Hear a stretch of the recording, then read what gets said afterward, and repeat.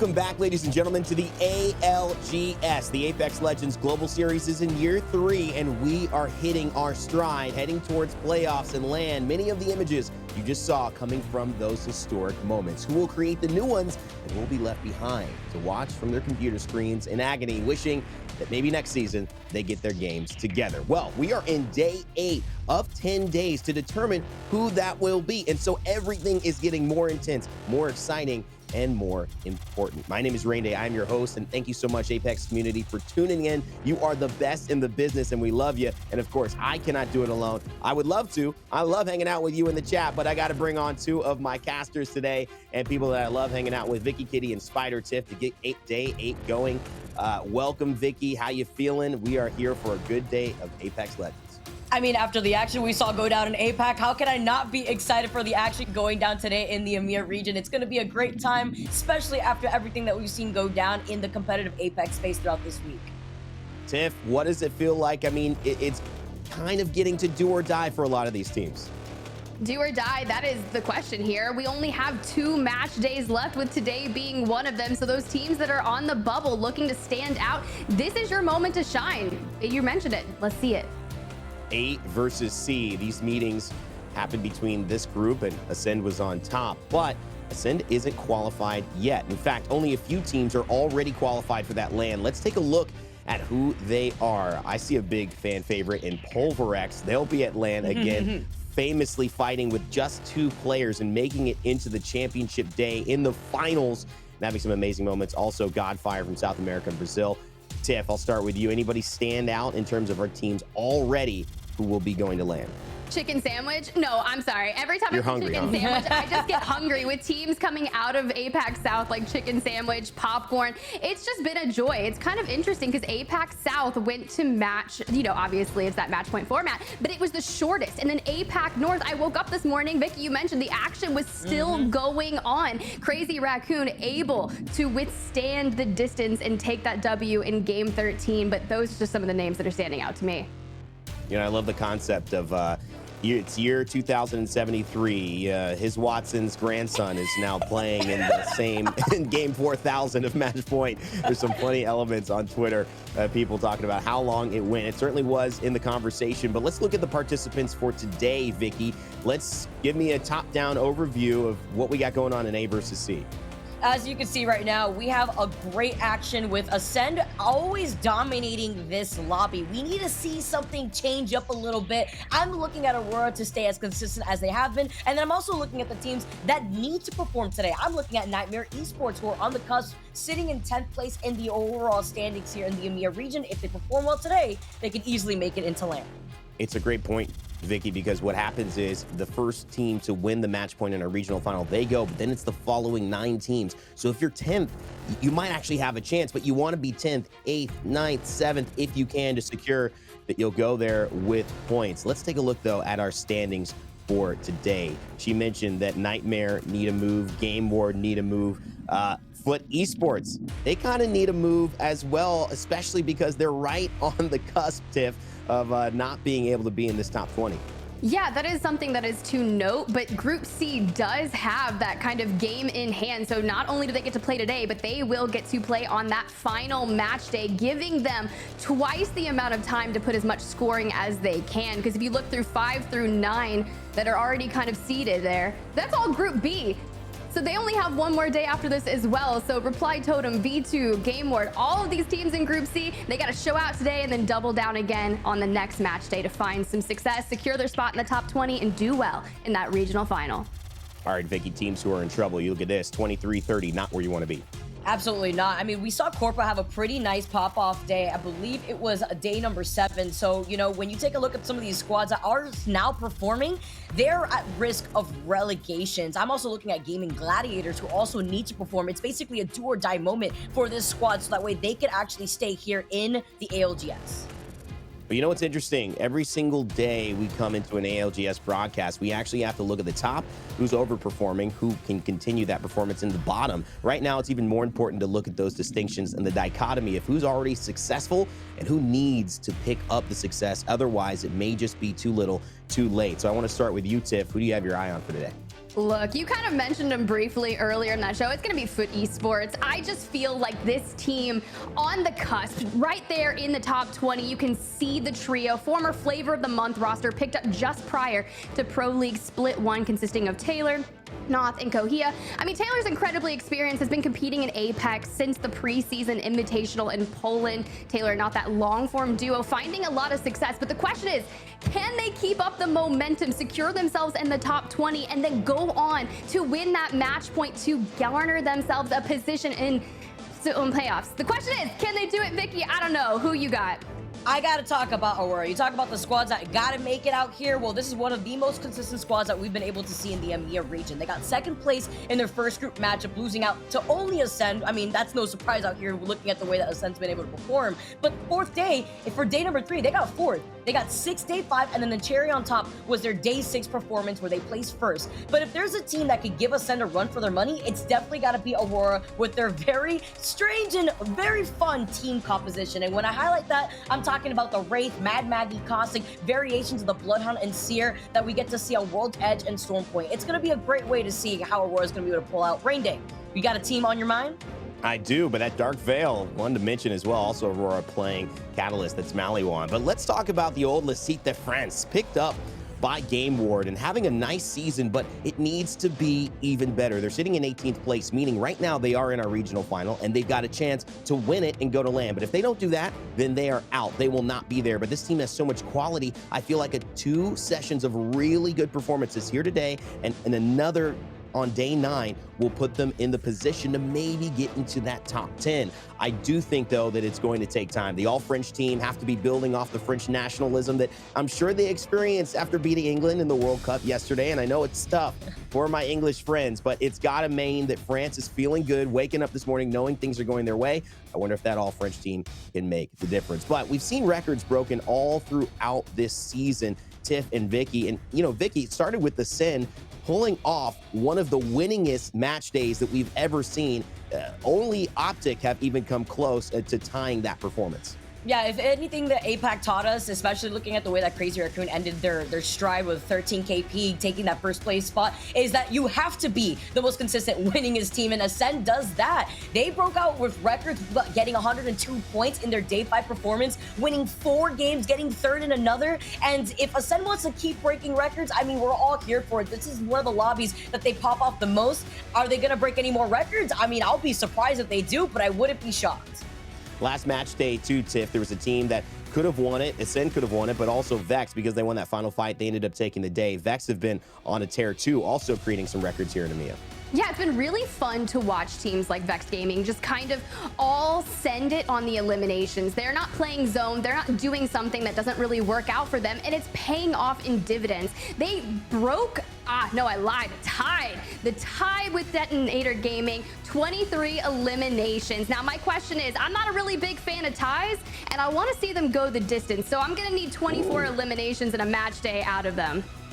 It's a tall task, and it feels like Vex can do it. Ascend winning 4 of the 6 games. Vex getting and tying the highest global kills in a game with 23. Records being broken all over the place. Will we see a new record today? Well, we don't know, but if you haven't seen these, check out your screen. QR code means that you open up your camera, you face that towards this code right here, and it'll take you to the POV of Ascend in that record-breaking performance that they had, winning 4 of 6 games in a match day. Will they do it again today? We have to find out in just a moment. We're getting ready to go into game, and where will we start? That's where the map schedule will give you the information. World's Edge will be the beginning, and Stormpoint will be the end. So we'll start off with something more consistent and established, and we'll switch up a little bit more chaos and see if the Catalyst, the Bangalores, can rise, thrive, and maybe terrorize some of the teams at the top and invigorate our bottom teams to make a move here with only a few days left before our regional final. If you want to see a certain team where you're interested in some of the stories we've set up for you thus far, maybe you say, hey, who cares what Vicky, Tiff, and Randy have to say? I know who I want to watch. That's why we have multi-view. You can watch the broadcast and you can watch every other POV just because you want to. See their rotations, their final fights, that last circle and that moment that you maybe wouldn't have caught on main broadcast, but you can catch because you're following along with the action of one of your fan favorites. Check out the Command Center and enjoy the ALGS your way with the multi-view. All right, so one of the things I love to talk about are weapons. I geek out over the fact that something has a certain magazine size. This is the headshot damage. Oh, they adjusted this. I really think that it's some of the most important nuanced elements that gets casual fans and high-level Apex players excited.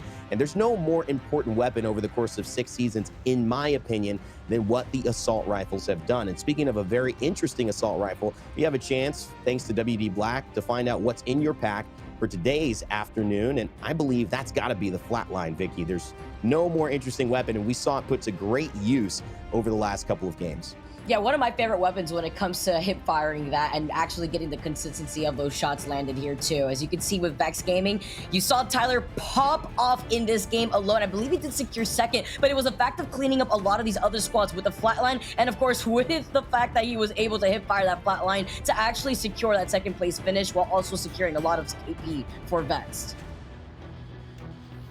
Yeah, Tiff, I mean, look at the fact that when you have a solo situation, you know, there's not a lot of guns you would trade out for a flatline. Just so much headshot damage and also the ability to finish like this, hitting big numbers. Even though they didn't win, Tyler FPS showing us, look, with this last shot you can see of the magazine.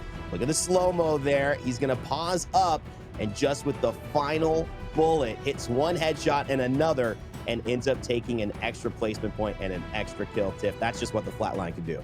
I mean, it's impeccable, really, especially when you can get that hip fire coupled with like the toggle crouching. They're just spamming it. Next thing you know, you can't combat that. I mean, granted, I do love the R301. I've been an R301 enjoyer since the very beginning, but more and more now I find myself picking up the flatline just because I get to witness what all the talent gets to do with it. I mean, I'm no Tyler FPS, but I thought, you know, because I thought Tyler FPS was on the broadcast today. So, Tiff, now you're throwing me. I don't know how to react to this. All jokes aside, Vex, we'll see them later on in the ALGS. But today, that was WD Black's What's in Your Pack. Thanks for allowing us to highlight the flatline, one of my favorite weapons as well. Let's get into it, ladies and gentlemen. You've watched, you've waited, we've set the story up. Now it's time for the players to write their own narrative.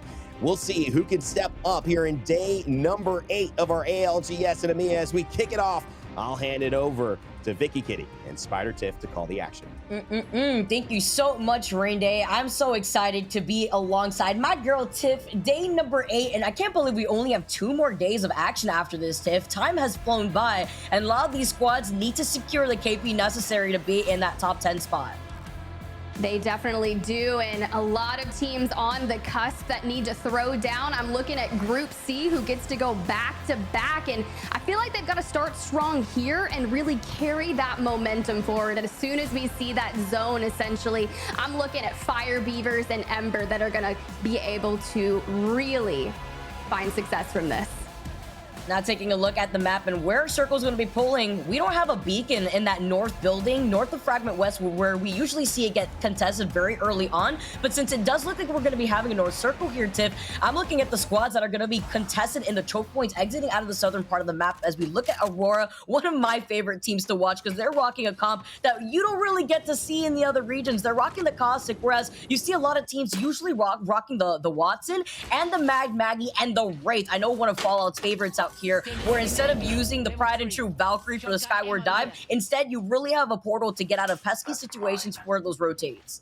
Yeah, but I feel like Aurora, with the aggressive nature that they have, not only would they use that portal to get out of those pesky situations you mentioned, they might actually use it to portal into an engagement and have that kind of safe retreat behind them. The only issue with them having that Wraith on their team composition is that they're probably the only one in the lobby with the Wraith, so you can be easily identified by the other teams in the lobby.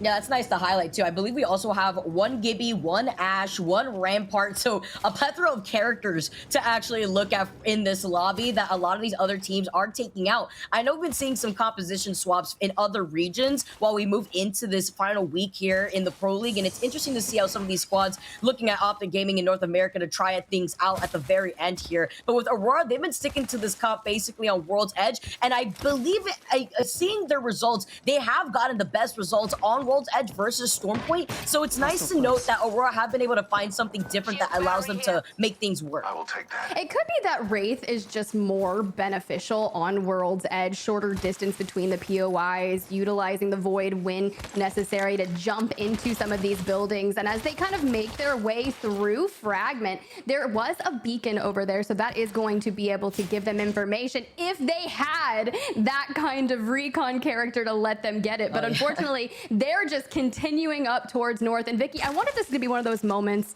where we get a big hit on Climatizer. Oh no.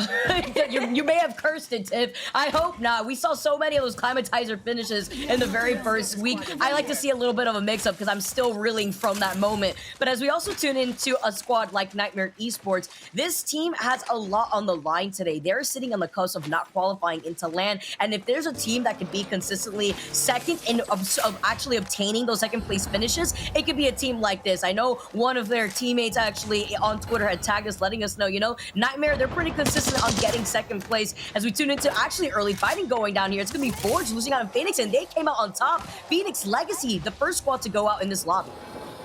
Ooh, Phoenix Legacy. I feel like they've been doing really well throughout this week. Granted, you know, G-Dolphin was subbing in on that team. Now they have a new third once again, and I feel like they've been hitting their stride through scrims and other tournaments, but I'm really sad to see them go out here first. But Forge is one of those teams that needs to solidify themselves. Not only are they in the top 20, but within that top 9, because regional final is obviously the end game goal for these teams to qualify for that split 1 playoffs. We're only a week away.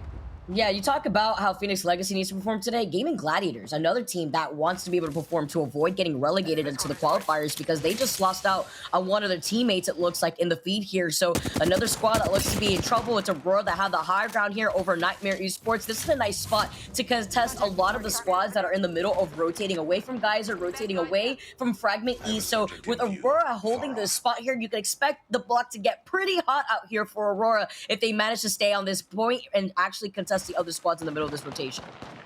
It's really interesting how quickly Ascend has been on the move. The last I saw or heard, they were down near Landslide, and you can see they're making their way over towards Survey Camp in that picture-in-picture map. But Aurora doing a really good job just holding this cliffside, which is a really fun place to play if you're looking to kind of gatekeep the teams, pick up eliminations throughout the way. And a lot of teams such as Heroes taking to the sky, making their way all the way up north. And with a lot of teams kind of coupling around Epicenter and Survey Camp, I'm starting to think that's where, in effect, it will pull. But ASCII finding some resistance the moment they land.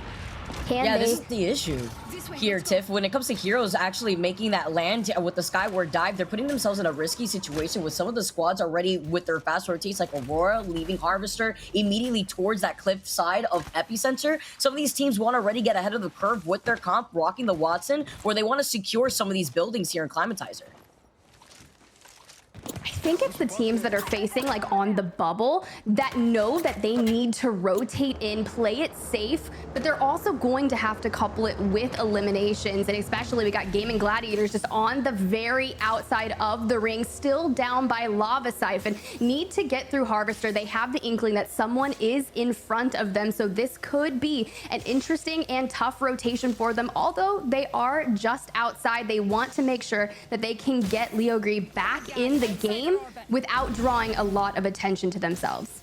Yeah, this is just going to force out a lot of meds from them. You can see that Sunset at least has 2 med kits to work with, but if they can get Leogree into this game, they can at least try to reset. I believe that's Start a Fight who are rotating outside of Harvester, and Harvester does have that beacon over to the side. Once we take a look at that map I saw earlier on, yeah, you can see it right there on the mini map. So not only will Gaming Gladiators be forced to use their meds, but this is a give and take situation for this squad where they could get the beacon control, they'll know where the next circle's pulling, and they could get Leogree right back into this map. Fire Beavers and a little bit of a scuffle. Lot of damage being taken on the side of Fire Beavers, but they do have 2 downs already. Just need to find the 3rd player. Arcstar is going out. They are able to redeem themselves and going in with Impulse on the fuse. Knuckle clusters coming out. This is just detrimental for the team on the other end, and it's going to be the end for V2. V2 out. I'm getting a little bit of my PTSD from the Winter Express. Even though the train's broken down out here, it's the plethora of the fuse and the knuckle clusters, and of course the mortar flame coming out here too. But Fire Beavers cleaning up that fight real quick allows them to secure this north side of where the circle is going to be pulling. And since it is actually pulling away from Climatizer towards the north side of the train tracks, they have a nice, pretty easy rotation into the north side. Well, they'll have that slight high ground over the other squads that are going to be rotating away from Survey Camp and Epicenter. Ooh, that'll be a really interesting rotation for a lot of the teams that are trying to find themselves all the way towards the north of Survey Camp, because that is likely going to already be occupied by a plethora of teams. But a little poke fighting damage from this beautiful free cam thanks to our observers. Turkish Stars are the ones that are just basically griefing the team on the other side. A little bit of a split pull by them. You can see that Foes is just really anchoring in this moment, but I really think that's a good move for the other team to take to the sky. Not really connecting on a lot of shots, but Scars needing to find themselves on the rotation. They do not want to get caught out here. Yeah, talk about the two squads that absolutely need to perform. It's Scars and Turkish Stars out here that are actually at risk of being relegated into the qualifiers. With Scars taking to the skies, though, they're going to be able to secure a building over here in Skyhook. Taking a longer approach into the circle, though, ensures that they are going to be able to at least get some free rotates. They're going to also have the ability to use that Seer passive to see if there's any other squads that are going to try to gatekeep them. But this should be a nice, secure spot and rotation for Scars to make their way into Skyhook. Now, the question is, which of the teams are going to be waiting for them by the open mouth of the train tracks that lead into that middle area where a lot of the squads are going to be fighting for control on the outskirts of Survey Camp? That is a really good point, and I'm just curious if maybe they'll take to the north of Skyhook and go through the chokehold on the very upper side. A little more risky, because I feel like that one is going to be easily held by another team that could gatekeep them. So Scars really have their work cut out for them, and I feel like just bide your time, come up with that game plan, let them flow, because I really want to see Scars do incredibly well here. They have to perform. They are taking some shots right now. I believe that's Game Ward that are on the other side of Skyhook. You can see it in that mini map earlier on with that preview and with Scars, noting that there is that team that could potentially circle keep them. The circle is obviously going to continuously pull way more to the right. Nice shots here from Aimbot with that G7, one of my favorite weapons to use out here. And the Elster from that far away must be a nice stock that Scars is working with. Nice recoil control over on the other side too, but just poking a little bit of damage. Aimbot now taking a look at both teams that are kind of circling around where their rotation would be. I think the squad that is on the high ground may be Forge, which is a good spot for Forge to be in, especially with their team comp being the Watson. But my question is, with a lot of the noise also being made by Forge, there's already squads in the northern area of those train tracks that are getting a whiff of that fight. Yeah, this is really peculiar. Game Ward, I feel like, is going on the aggression. They've pulled out of the choke and more towards the edge to take on Scars, but this is going to open it up, like you said, to the other teams in the vicinity where they're poking. Teams like Turkish Stars that were in that early engagement with Scars are going to be rotating throughout this chokehold area and the POI, so they will have to contest with them here in Skyhook. There's no reason that all three of these teams are not going to int on each other at some point. And predicting where the circle is going to be pulling here too, Tiff, we've sometimes seen the circle pull towards the south of the open mouth cave, north of that recon building that I had mentioned that sometimes has the beacon, but this time around it doesn't. And so if it does pull in that direction, as we do see it actually pulling way more towards Survey Camp, this is going to benefit the squads that had exited out of Fragment West, have made their rotate away from Epi, and have secured a building already in Survey. So it makes me question Scars and their rotations, as they do know that there is a player right behind them, maybe another squad who actually managed to rotate. It's Turkish Stars actually who are on the back end, the only squad that are still rocking the Gibby actually in this lobby.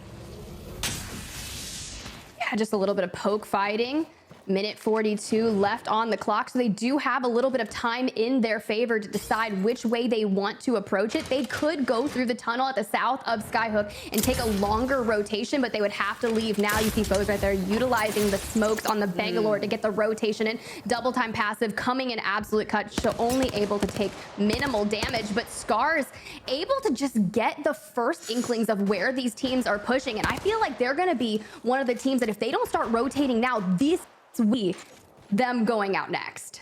Yeah, you got a minute and 10 seconds and counting right now for Scars to make their next move, but they did force Turkish Stars to rotate through that tunnel, so they already know that spot to rotate into the circle is going to be contested to the south side. We know that there's also other squads like Gaming Gladiators who lost out early on one of their teammates who made a longer rotation out. So Turkish Stars now with the approach, you see the Bangalore smokes, you see the Bloodhound scans coming in. They picked up on a player off to their right, and they're probably finding some of those footsteps. So Turkish Stars also have to make the decision, do they make the noise before getting into the circle, or are they going to be able to try to capitalize and try to secure some KP?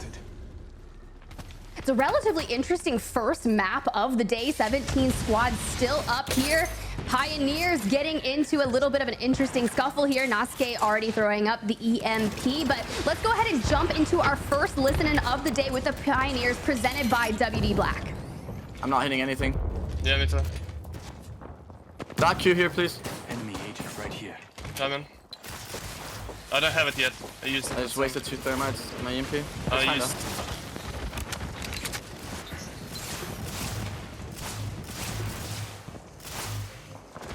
I'm gonna ult cell. I have a fuck. Yeah, Give, sure. give one to me. Give one to me so I can carry it. Look at zone soon.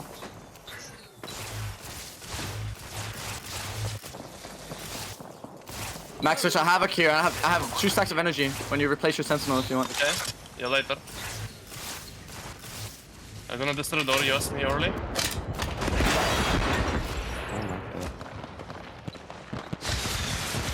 They're dying here. They're dying here. One guy died. Newcastle died. Newcastle died. Newcastle died. Okay. I see him. They're resting him. I will try to re-knock him. Okay. Yeah.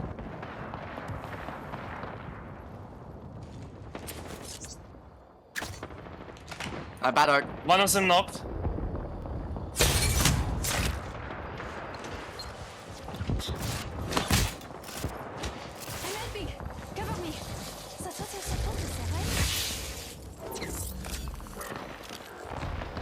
Looking for loot. Changing up. Attacking here. Enemy right here. Yeah. Still here in enemy this corner. 조심해. Enemy spotted far. Ah, fuck.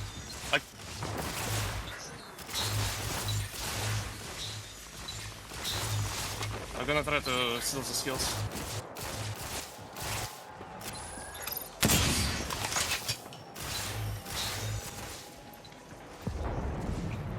My angel's so insane, but I'm like, fuck. We're not alone, squad. Got a bogey. It's looking right here. No one's looking from this team. Wait, are they pushing? Flying? Maybe. Blue here? In the ring, Bogey in. they get naded hard. Yeah. TP. Wait. TP on ourselves. They're far. I Oh. see one. Yeah. Keeping my eyes on that area. Well, a little bit of information in the hands of Pioneers. Ooh. And Max Strafey with the Sentinel just absolutely laying down the damage. Vicky, I'm curious to see how Pioneers is going to make their move that they have all the time in the world, just utilizing the edge of this building. Yeah, you saw that slight trade too, with Ascend also getting a knock over onto KCP, but the issue is once these squads have already taken control over these buildings, no squad is going to give up their own respective building. They want to be able to secure those buildings, especially with the amount of Watsons that we have in this lobby, and no one wants to give up some of those spaces here to the other squads who didn't have the luxury on securing a building early on. GameWorld actually circle kept Scars earlier on and Skyhook, and they're looking to claim another squad right below them. Nice tracking here with the R301. Yolu, the young fragger on Game War, doing everything that they need to do. I love the edge positioning. I love the ability that they are able to get this going. Turkish Stars also going to be eliminated. This is a chance where all of those teams were making their late Valk rotate, such as Foot Esports. And now as I say that, I feel like I just caster cursed them because they're going to fall to Nightmare, Vicky, which was one of the teams that you had mentioned had to prove themselves here today. Nightmare actually securing a building themselves, and they need to get inside of that building quickly because you can see Game Board on their tails right now. They have that slight high ground, and Forge, I believe, also getting out of that choke point by the train tracks. They also have to make their next move to see where they're going to be able to rotate because it's going to be a difficult rotate for them. But the nice barrage of grenades now coming in, pressuring Game Board, losing out on Yolu. Ro finding a nice thermite onto Yolu. They're trying to get the res back in as quickly as possible, but not able to stick it just yet. This is a very challenging portion of the zone to hold. Sure, you can kind of tuck yourselves in behind this building, but with a team coming in on the outskirts, there's at least 3. You've got Nightmare on the inside and Forge. Really challenging game ward here. The question is, can they reset? But they're going to have to fight off Forge sooner rather than later, because Fire Beavers right now in that picture-in-picture map looking to throw down and control the most space. They have the circle advantage. Not only that, remember, we saw them rotate from the north side of the train tracks uncontested by any squads who saw that it wasn't going to be pulling towards Climatizer. And this is the only squad, I believe, also rocking the fuse. You saw them get a knock in the finish with a knuckle cluster. Game Ward did lose out on their horizon here, but they do have a bunch of meds to work with. Playing on the outskirts of the building right now that Nightmare Esports have secured for themselves, Game Ward have to take this fight with Forge because they have little to no cover to work with. Pioneers on your screen, Jenny up, but it looks like Forge is the one that's going to come out on top of Game Ward, and they've won high ground here. They can utilize the building that Nightmare Esports is habitating and just play the head peaks here. There's no real rush. Yes, the ring is going to come in, but you're going to have to walk it in and fight. You've got 3 Muppets and Ascend, which is going to make it a very long uphill battle to get to where Fire Beavers have the God spot. They're playing that rock on the other side of this, and honestly, this is Fire Beavers' game to win.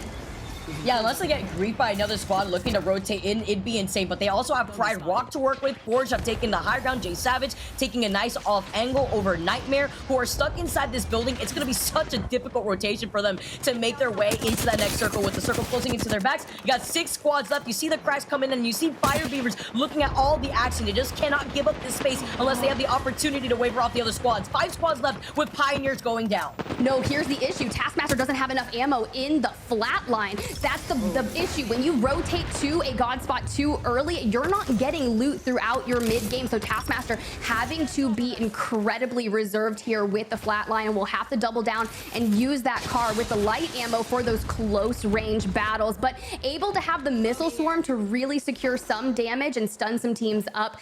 But you're gonna have to be very, very picky and bide your time, like you can see them doing. And as I say that, Taskmaster just unleashes. Now only 27 bullets left, Vicky. Yeah, it's survival to finish out here, but he's got some extra ammo from his teammates. Let's jump into a quick listen in from Fire Beavers to see what their next moves are.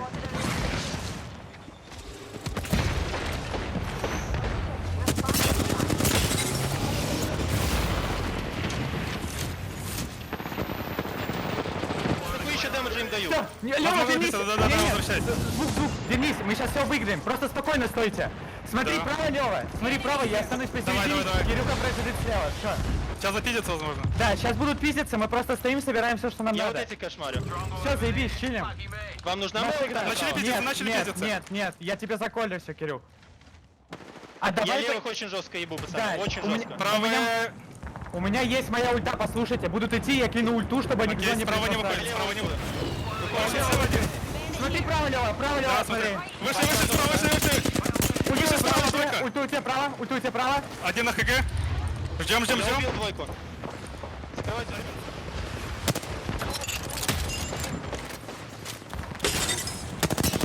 You can hear those intense comms coming in, Tiff. You can hear them probably trying to let each other know, just to hold back a little bit, to find these other squads capitalize right now off of the pinch positioning that they're forcing, and Fire Beavers come out on top with their God spot on top of it all. It's very obvious here that Fire Beavers had the best position that they possibly could have, with the other squads predicting a circle pull over by Cervicam.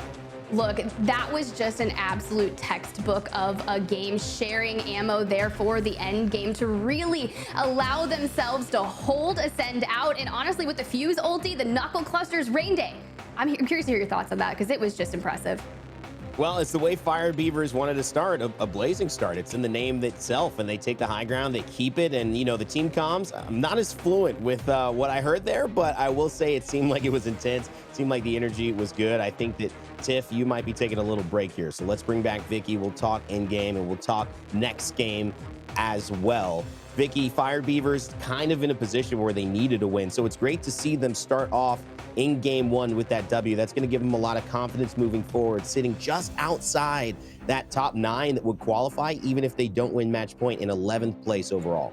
Yeah, this is a team that has also just gotten better and better the more we see them perform. It could be that they're getting a lot more comfortable. And this is also a squad that not only the only squad that we've been seeing rocking the fuse right now in this lobby, but you could see with their smart rotation to make sure that their circles was to their back and that they were able to make sure that no other team was going to try to contest them for that north side of the railroad tracks where they could have predicted where the circle was going to be pulling. And even if it didn't pull in that direction, it pulled more towards the north side of Survey Camp, they still would have had the positional advantage being on the high ground.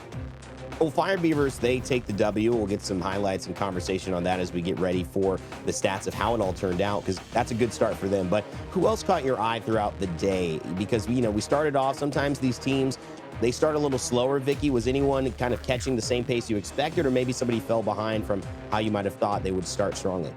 A squad that I definitely have talked about before, and I gotta highlight them again because it's another squad that's on the cusp right next to Fire Beavers, is Nightmare. They did secure that building very early on, but when the circle pulled away from them, you saw the likes of Forge out here actually pressuring them out when they were funneled outside of that building. Aurora with the quick rotation too, they were able to also rotate from the bridge side, try to get right through Epicenter, but a lot of other teams basically had that same plan and rotation, so they were caught in a lot of the chaos for the squads that were rotating outside of Fragment. Game Ward, a team I mentioned needed to have some points here, and you can tell the early engagements coming in from our highlights. People were fighting. Forge already with 3 KP there. Would continue on. Gaming Gladiators would drop it around 16th, the team that has not performed to their best, and we'll see if they can continue off of maybe some of the confidence they gained from several tournaments they were able to play yesterday. Nightmare Esports, similar spot though, Vicky, have to get some results here, and it would be Foot Esports who go into this 3v3 kind of create a lot of chaos and maybe some openings here for Fire Beavers to just be in that spot. Outside of this engagement, Ascend, they pick up kills, but of course Fire Beavers were in the best position at the end of the game, and they didn't let anyone else try to get there. I'm glad that you highlight Ascend because this is another squad that also likes to take final circle positioning, but they took control over the inside of that building. I believe they finished in 3rd, and here we have the results. Fire Beavers finished the first game not only with a dub, with 16 KP to their name. I saw that kill feed light up with the knuckle cluster. We talked about it a little bit, Tiff and I, in the game, but to see them finish with 16 is a great way to bridge that gap between themselves and the rest of this lobby. That is unbelievable. Forge also popping off with a really good game. They're sitting just behind Game Ward and Fire Beavers with 43 points. Fire Beavers with 50. And just to let you know, qualification starts at 52. So a big win here. If Fire Beavers keep this up, they're going to be looking strong. Pioneers, Game Ward also having some moments. Let's take a look at the second page. Teams you wouldn't expect Aurora to be on that one. But hey, they play these atypical lineups, Vicky. So sometimes they work, sometimes they don't. But Esports, though, still getting 5 points after only 1 placement point because of the 4 kills. Yeah, and then the Gaming Gladiators obviously didn't have the best start to their game. I believe it was actually Reply Totem that ended up in one spot higher than them, where they lost out on, I believe it was one of their teammates, I believe it was the Horizon, very early on in that fight. So they were basically forced to play on the outskirts of the circle from the very beginning. Aurora, actually, like we talked about before, also got caught in the middle of their rotation with a lot of the squads already congesting the northern side of Epicenter. Big moments. Phoenix Legacy, V2, teams that are in the back. Phoenix Legacy in relegation series. They played very well yesterday. I got a chance to see them, but they will not change the results. This is almost exactly where they are in terms of the totality of the Pro League. 29th out of 30 spot. They're 20th here. We'll see if they can show up. Fire Beavers, though, in a strong start with Game Ward and several of the other teams that we have spoken about. This is a great way to get it going. And, we are getting ready to take a quick break in just a moment. Game 2 will be coming up, and that will give us an answer. Will Fire Beavers keep up the energy and momentum? Will Phoenix Legacy pop off and have the moment to rise from the ashes? And who else will catch our eye? We'll find out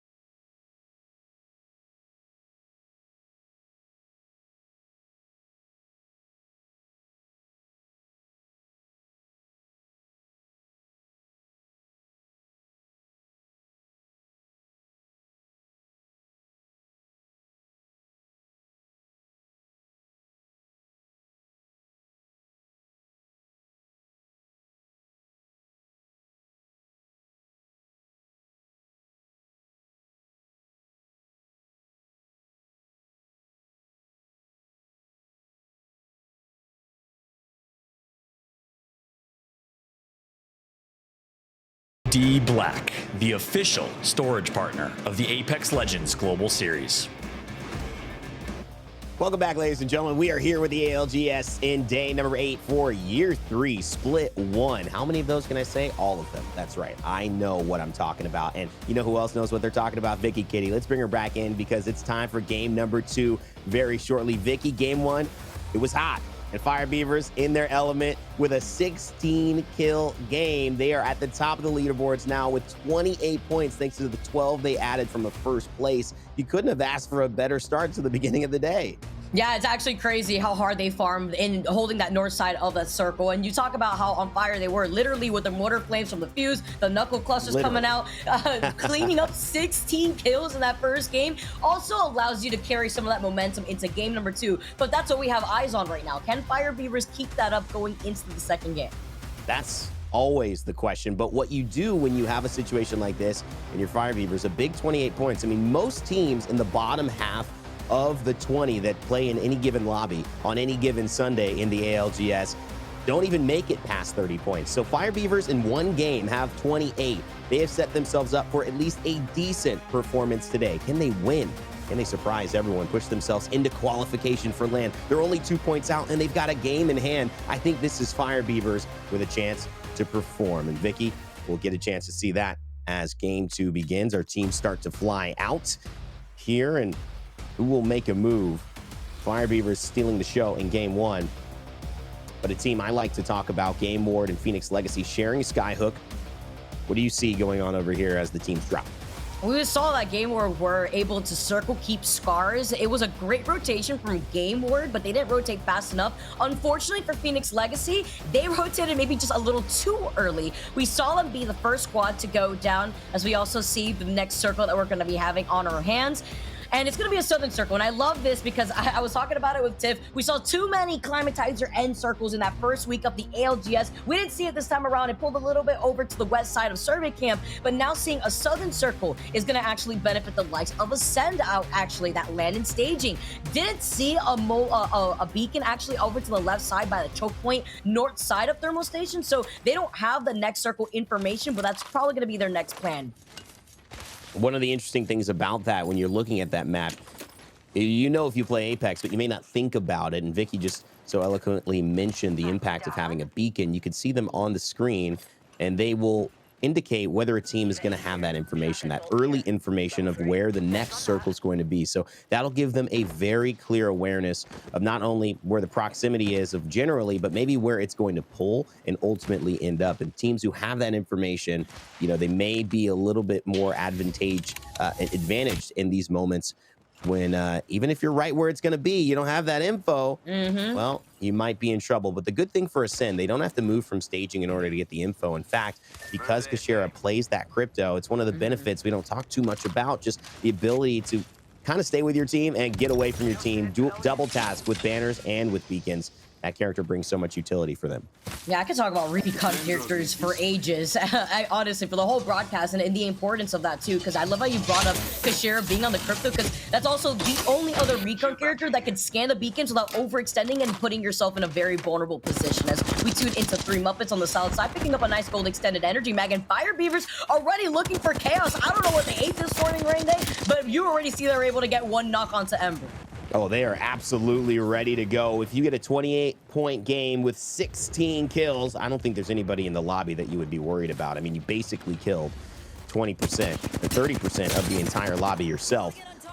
And they're going to continue to do it. OJ Rain, Impulse, 9 Impulse, and Taskmaster on task with the weapon we highlighted. Thanks to WD Black. What's in your pack? OJ Rain says, that flatline, that sounded pretty good. I'm going to keep that one up as Fire Beavers look to add to the tally and grab another KP here early on. No one seems to be stopping them, Vicky.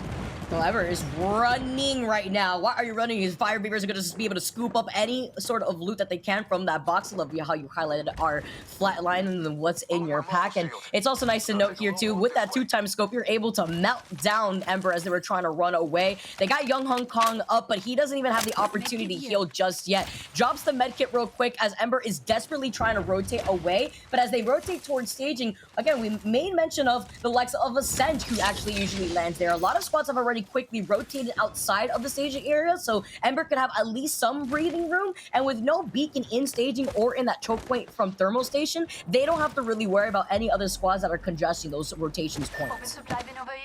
Yeah, clearly a pull towards thermal. The information seems to have been given. You can tell by just the coagulation, the congestion of all of the teams concentrating around that southwestern side. They are going to try to find that best position very, very quickly. Teams at Tree, 3 Muppets, they're southeast of where most of the teams are gathering, and they have a chance to play in front of them, which is always a benefit when you can clear out your back and make sure that you have all your enemies in front. Kumbra still needs a little bit more than a white shield, though, and so Plum and Strongest will move forward carefully as 3 Muppets, whether they've scanned the beacon or not, will have a chance to do so in this next round and get even more information about where the circle will eventually end.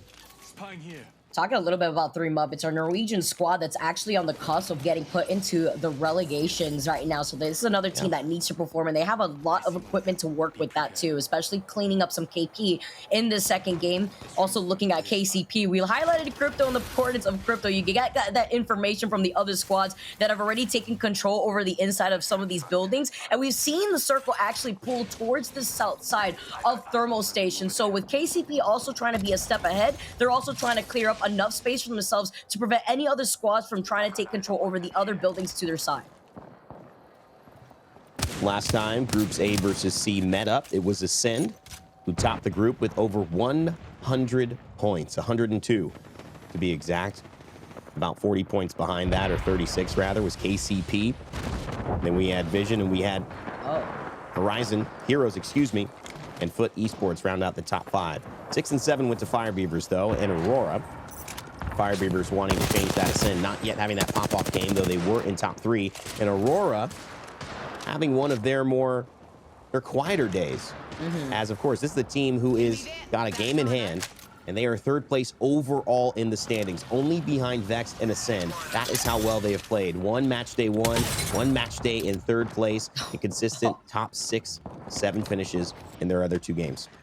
Scars can't say the same as they get eliminated in 19th right now for this game number 2. I'm glad you highlighted Aurora because they finished in 11th after that first game, and they're in a pretty difficult situation here. For a lot of the squads that are stuck in the middle in thermal, that are forced to traverse through the lava area where a lot of other squads are going to be having you in their sights on the high ground, you already see that they used up the portal. That could have been a great rotation advantage that Arranges could have used, but it looks like they used that portal to get out of a situation that they wanted to avoid. Now the EMP coming in, you see the gas traps not eliminated entirely. They activated one of them before the EMP got unleashed, so that way they can hide behind some cover, just reset a little bit with those shield cells. And Ranch is also looking at some of the action happening to the north side of thermal station before they plan where they're going to rotate if they want to go to the southern buildings. They don't have that information though, since they don't have a recon character, and they have to stay out of the line of sight of Startify Esports.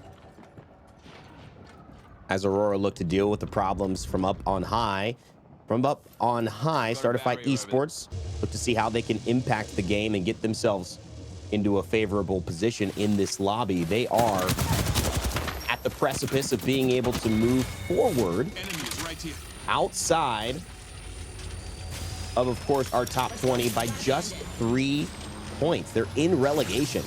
To start a fight, playing the Ash, playing the Fuse, experimenting with their legend lineup just a little bit, as I'm fine to see teams do. I think you should play what works for your squad. I don't think the meta is as important as finding the roles that you play and the character styles fitting for you as players. They need desperately, though, to get a result here. They cannot have a blank. They cannot get last. And if they do, I think they'll be pretty clear to move on into the next season of Pro League. Probably a lot to ask to get to land. But when you don't have a good start to the season, Vicky, just having a chance to go back in the split 2 and do it again and make some adjustments, that is very, very valuable for teams like Startify. Yeah, and VZN too, of course. They had a very slow start to the season, but they've been able to ramp up very similarly to Fire Beavers, except they had a lot stronger of a start, so it was easy for them to build up a foundation in terms of just trying to qualify for LAN if they have a pop-off day. But I like how you highlight how some of these squads, even if they have their individual pop-off days, their goal is to at least stay in the Pro League right now. They don't want to be on the cusp like 3 Muppets, where they could be forced to play out in the relegations to qualify for Split 2. So with Foot Esports also calling out where the circle is going to be pulling. Exactly where you see those Watson fences painting the south side of Thermal Station is where we've seen the circle end up before. But man, would it be ashamed if an EMP just deleted all those fences before their eyes. It's one of those things where you do have a really decent spot that is hard to contest. People kind of have to aggro push you in a way where they give up any chance of retreat. They got to cross open distance, but you've seen skyward dives, at least I have, that get aggressive, that there's nowhere else to land, and they end up saying, I'm willing to take this 3v3. We just got to clear you out, and now we have a great spot. And so electing to hold that early on, Foot Esports throwing in a little bit of a wrench in terms of playing this without allowing teams to have an impact on them. They are going to be in a favorable spot that a lot of teams will try to poke away, and hopefully they have enough resources to be able to withstand that and any aggressive pushes that might happen. Aurora, though, they seem very content. Vicky, they're sitting here with Maliwan on the Caustic and Aurora Cleave doing a good job on that Mad Maggie with the riot drill, just pressuring Start a Fight, who are sitting on that tower above them. And that's one of the benefits of this character, simultaneously having some defensive options and utility, but being able to be aggressive on those teams that just like to sit there and farm damage.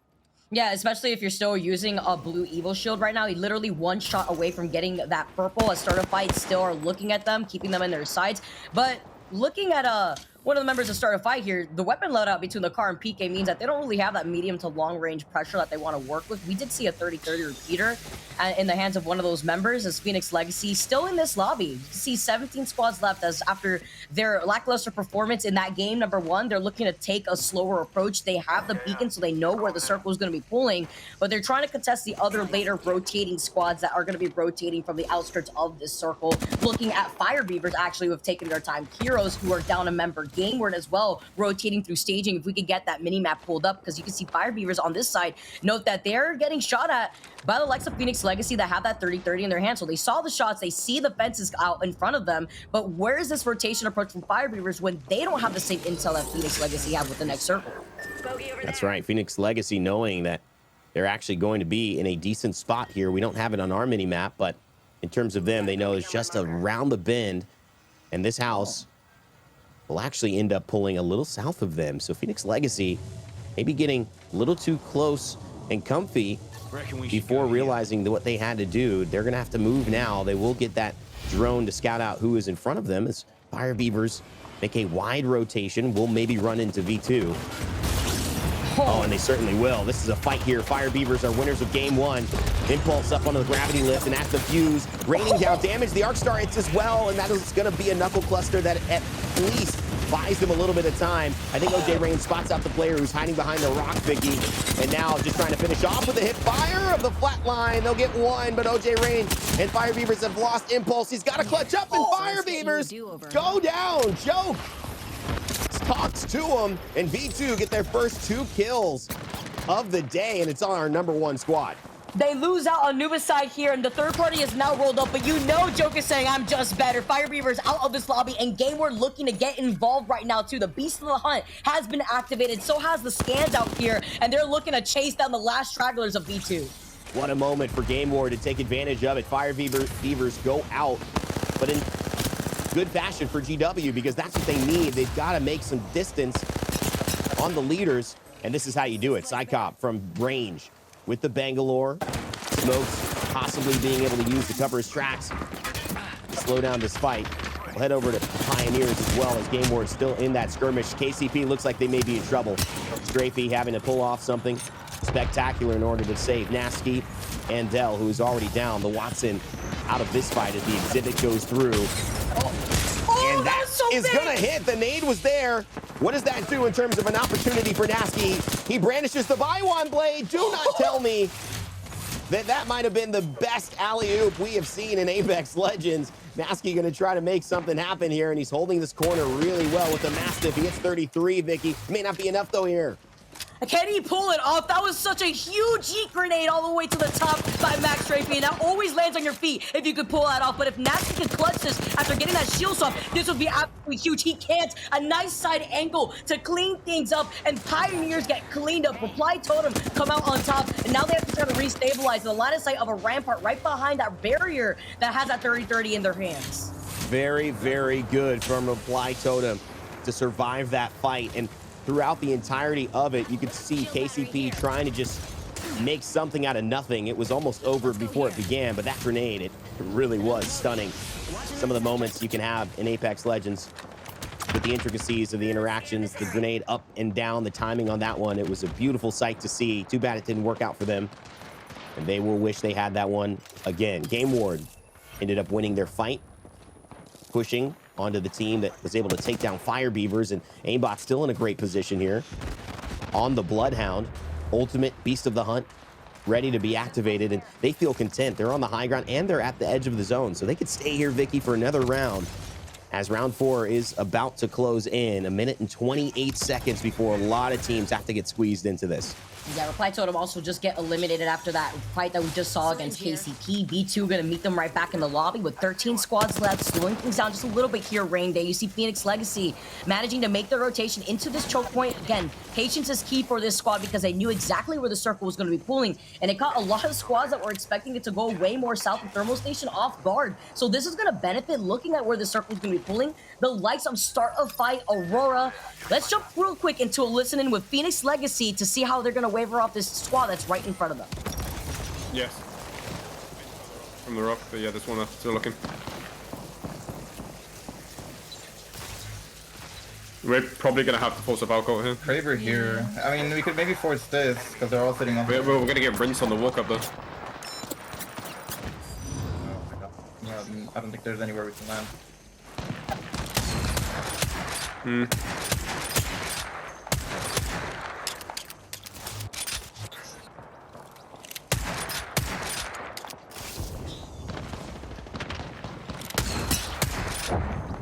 Great. That'd be cool. One shot. Yep. Only good damage now. 2 seconds around to go. Yeah. I go here and walk. I'm starting it now. Insta go. We can maybe play those stairs under there, but I'm not sure if we're gonna get. People there. Wait, there's only one. Yeah, come into it. He plays gun for us. Where's the boxes? Over here, play knock. Yeah. We're talking now, white's going to right. Right, dead. Very fast, but behind is from closer. No way, yeah,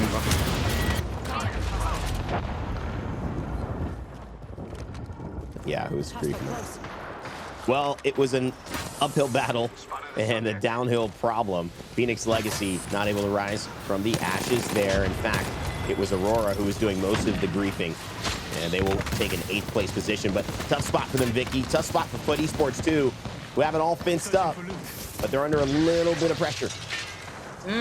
Korea's got the RE45 of the Rampage, though. At least they're out of the line of sight from Start a Fight, who is the other squad rocking the fuse. You saw that Mortar Flame coming in and the Mad Maggie Tactical. I mean, talk about getting griefed when you're stuck between 2 squads, but there was basically nowhere for Phoenix Legacy to land after that Skyward dive, unless they wanted to try to fight for that high ground, but they didn't want to risk it with the circle closing in right behind them. With Foot Esports, though, talking about also the blue Evo shields that they're working off of. Yeah, they got the great weapon loadout, but they gotta try to see if they can secure some of these better Evo shields. Well, look at that. Just as you said, Taylor goes into the zone, finds a death box, and gets a gold shield over the blue. Not only that, but the benefits of using those shield cells now as big meds start to get depleted with the interactions they're facing. 27 seconds before Zone 5 starts to close in. And Foot Esports knows they have an opportunity here. With a Kraber in their hand, this is a winnable game. They can play in front of everyone. Tower to the right, occupied by Ember and Startified Esports. Aurora on that low ground where they have been holding with the Caustic, as well as the Mad Maggie. But up on top, still where Game Ward had held, on that northern side, on that ledge, there's still only one member of Heroes and all of Game Ward who might be able to push in, and we had highlighted them earlier today, Vicky. That and Ascend are the only other teams who are in this lobby as full 3. So we'll see what Foot Esports can do as they start their onslaught and push towards here as Zone 5 begins to move in. In the line of sight of Game Ward here, though, too, you have to worry about that G7, put esports in some trouble, losing out and not, but they're going to be able to move into that next circle with the circle closing in right behind their backs. See them desperately now trying to clear up some space, but with other squads looking at them, there's 5 squads left in this lobby after Heroes gets eliminated.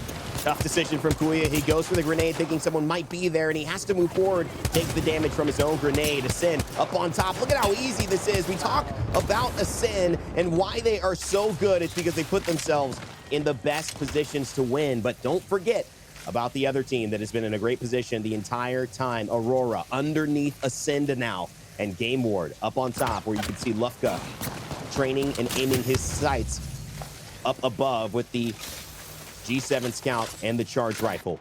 Ascend in their second place position. Again, find themselves having a chance to win it. But there's a lot to go up against. And Aurora, not in the best position, but it looks like Game Ward and Ascend are just going to go at it. This might leave an opportunity for Aurora to come in late.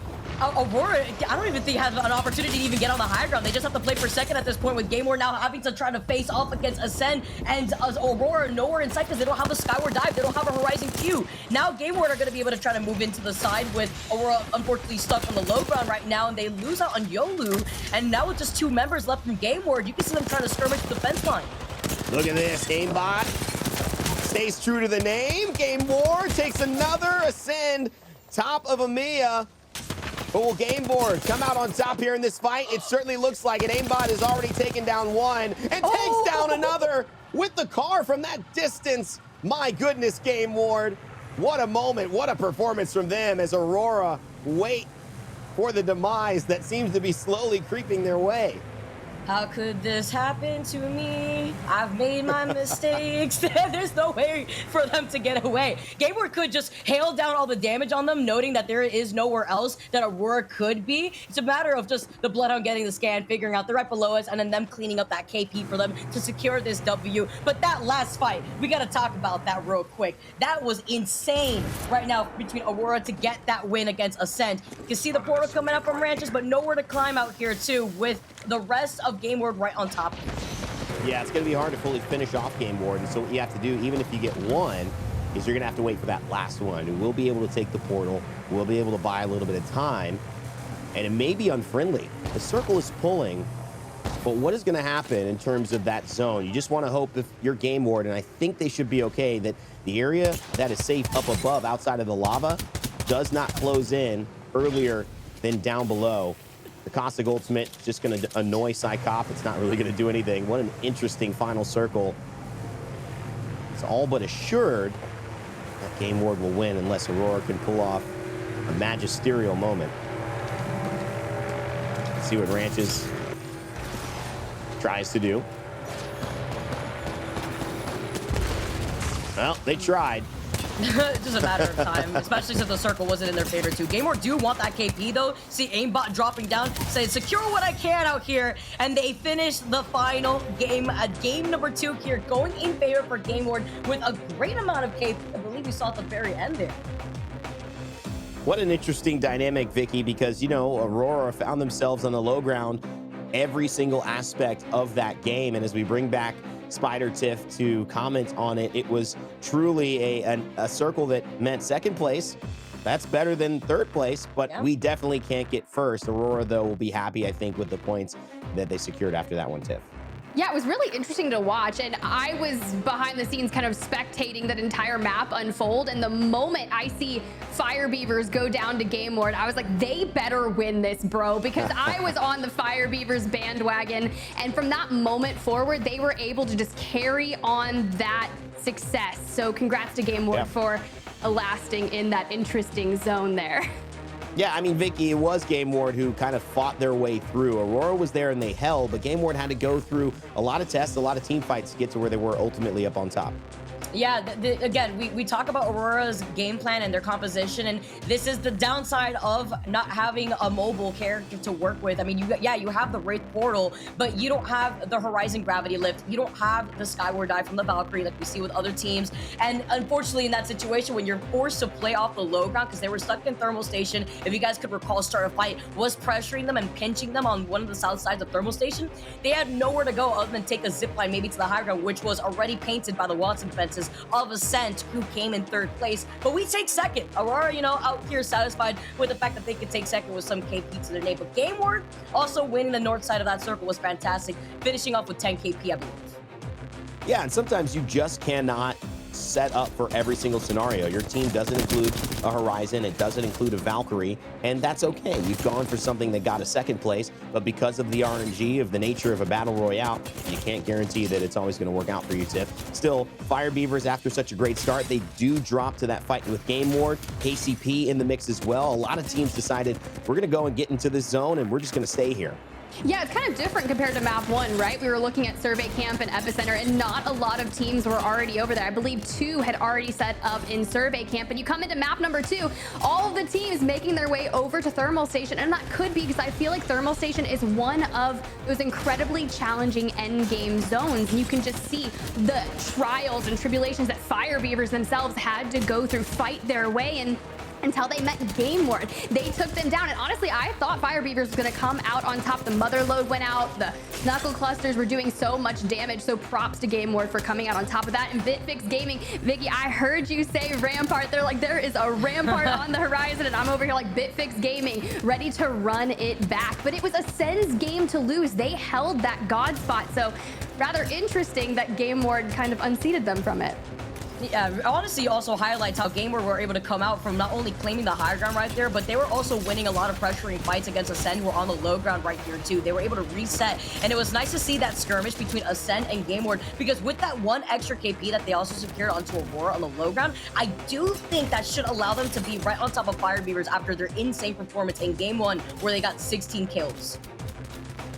Look at this, just 26 points already. We don't know exactly how much they're going to have overall. It should be, I would say, somewhere near 30, 31. I think that will put them in first. If you can see with our graphic, it is updated, but a 22-point game.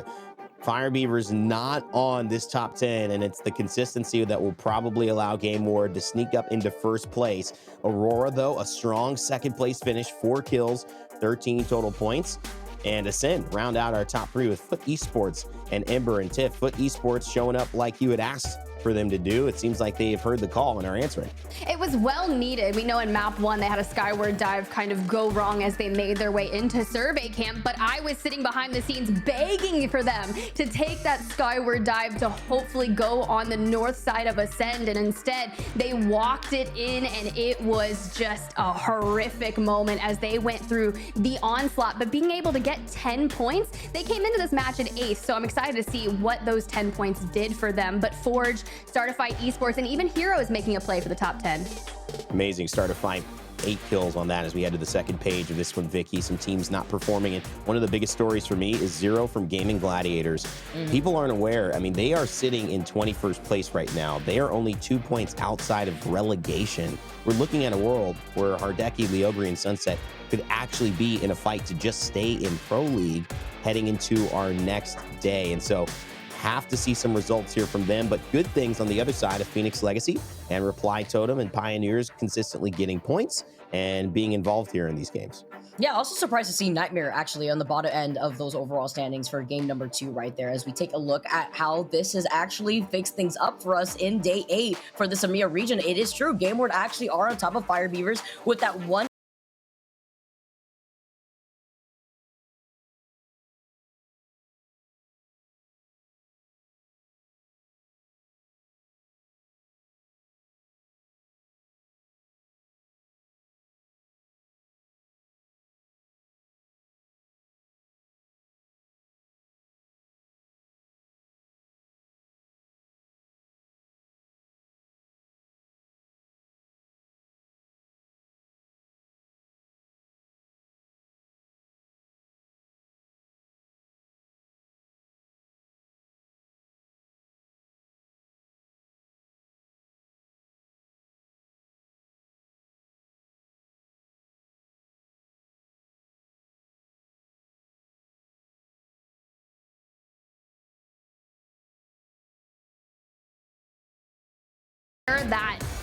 kind of crate on the other side. And it was just an onslaught, even with Yolu being down.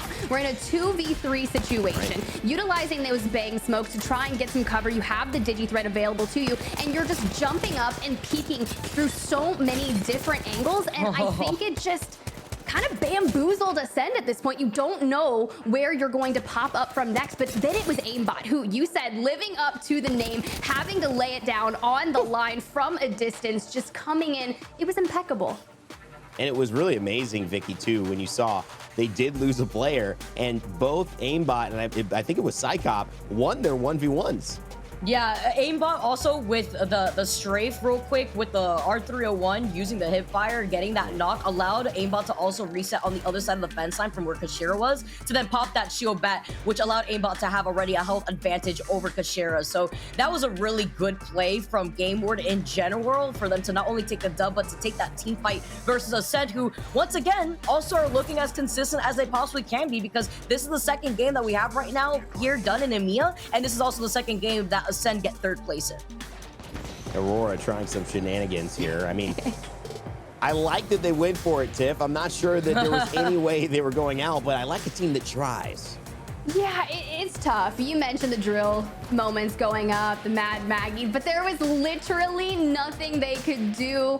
Caustic gas trying to get thrown up onto that high ground, but with no, you mentioned it, Vicky, no grav lift on a horizon, no skyward dive, just they're kind of stuck playing for second at that point, and they were able to get some good points out of this. Granted, I mean, they're already solidifying themselves a spot in the top 9, but look at this beautiful little shot that our observers got right here, just nestling in with the ring at their back. Tough situation. Here's what we're gonna oh God, oh my God, I'm so sorry. I thought this would work.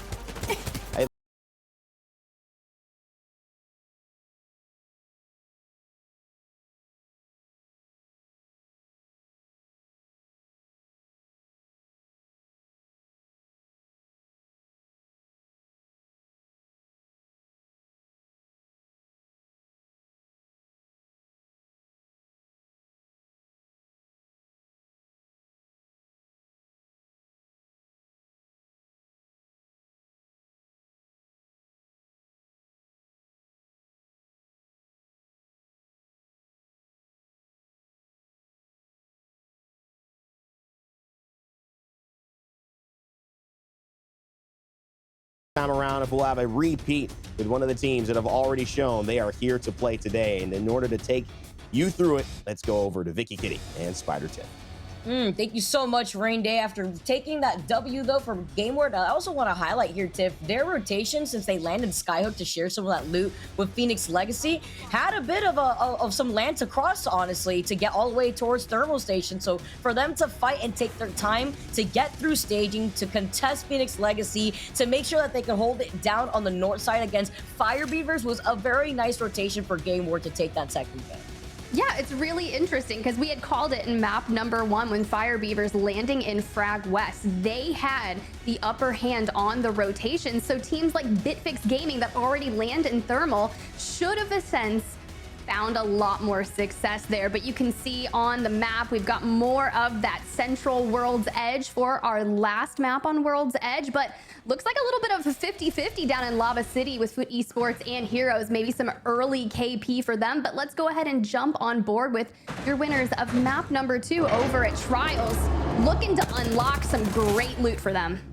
Yeah, Game Ward looking away to try to take another dub out here. Fire Beavers trying to regain themselves after having an insane first game too, but it's Game Ward who are going to have the great loot from Trials as well as some of the loot from Skyhook over on the west side. I like how you highlighted the circle here too, because if you take a look at the overhead map and the beacons that are provided for the squads that are going to be making the rotation into this next circle, Landslide could easily get contested by the squads exiting out of Countdown, the squads exiting out of Harvester staging, looking at Ascent, who consistently got in third place like I highlighted before, so they'll be able to get that information very quickly because this circle could be pulling towards the outskirts of Fragment West. That construction building site could also get contested by the squads that want to overlook any of the squads that are rotating from the south side of Harvester.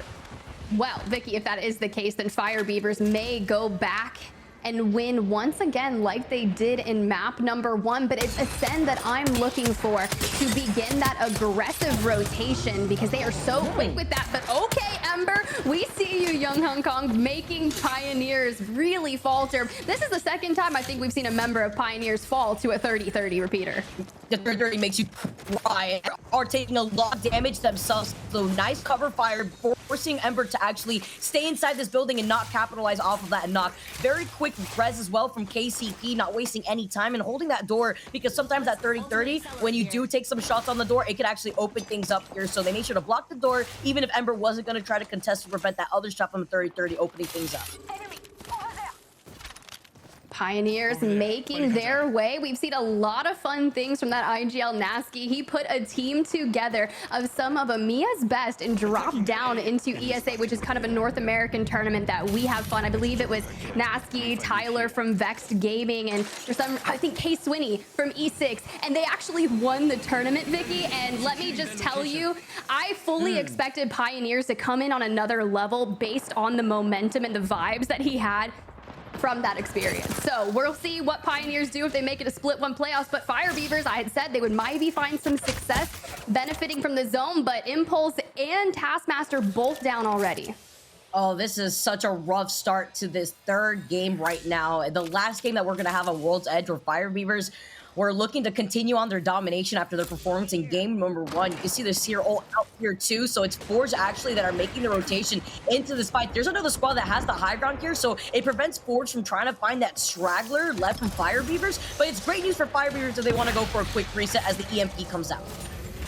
Forge coming into the day, middle of the pack in 13th place, not quite in the top 9, but feeling rather secure that they will make it to the regional finals. And unfortunately, you can see Zane is going to put the finishing blow into your map 1 winners, Fire Beavers, going out. Will they have better luck on Storm Point once we move over? Hopefully, but any charge rifle enjoyers in chat, because looks like Zane is utilizing that 3x on 1 and playing the cliffs on the outside of Epicenter to find some good shots on all the teams rotating in.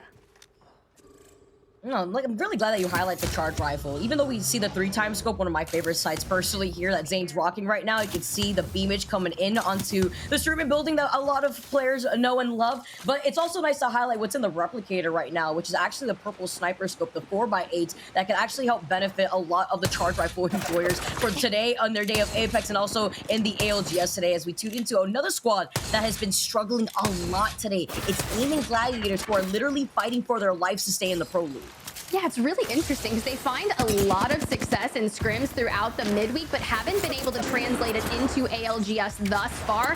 You can see the black hole going out by Hardeki, coupled with a plethora of Arc Stars and Beast of the Hunt engaged. So this could be a time where GG finds some early KP, and as soon as I say that, Sunset taking significant damage, forced to fall as well. Leogree kind of doubling back to try and cover to make sure they're not going to get thirsted, but it's Scars that needs to find the success as well. So 2 teams desperately needing the eliminations here, and it looks like Scars has got the upper hand. Hierarcha really likes the L-Star. It's the second time we get to see Hierarcha rocking that. But Scars are also going to be able to try to capitalize off of this. With 3 Muppets also going down, meeting up the squads in the lobby. 18 squads left here. And in the safety of this building, Scars don't really have to worry about the third party actually capitalizing off of them. I believe it's Reply Totem that make that rotation outside of Big Mod, outside of Lava City. And they're looking to clean things up, and they finish off Aiming Gladiators. Another rough game for this squad that is looking to stay in the Pro League. Yeah, and it's going to actually be Reply Totem coming in from the south side of Geyser, looking to find some action as well. Nothing like a third party, and now Scars relatively healthy still, fending off them, but that L-Star from a distance is not what you really want it to be. It can be difficult, especially when you're playing on the outside of the circle too, with the meatball sandwich that it looks like the L-Star just shoots out real quick.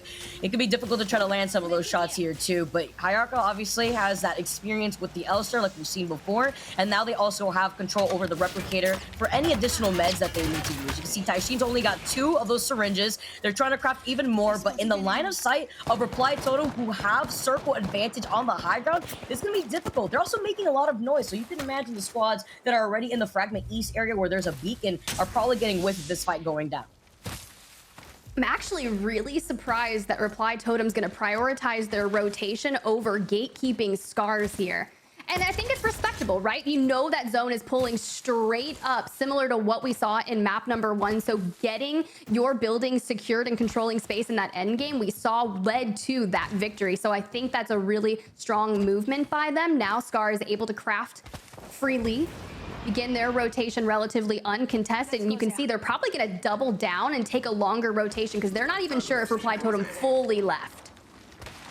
That's so true here too. So Scar is actually just trying to call it safe, rotating on the south side of Geyser through the north side of Lava Siphon, where a lot of other squads, you do take their time thinking about Aurora, Game Ward outside of Skyhook, like to play on the edge of this circle. So with so many teams already taking some of these buildings in Fragment West, you can expect things to get very hot for the squads that don't have that same security with their Watson compensations.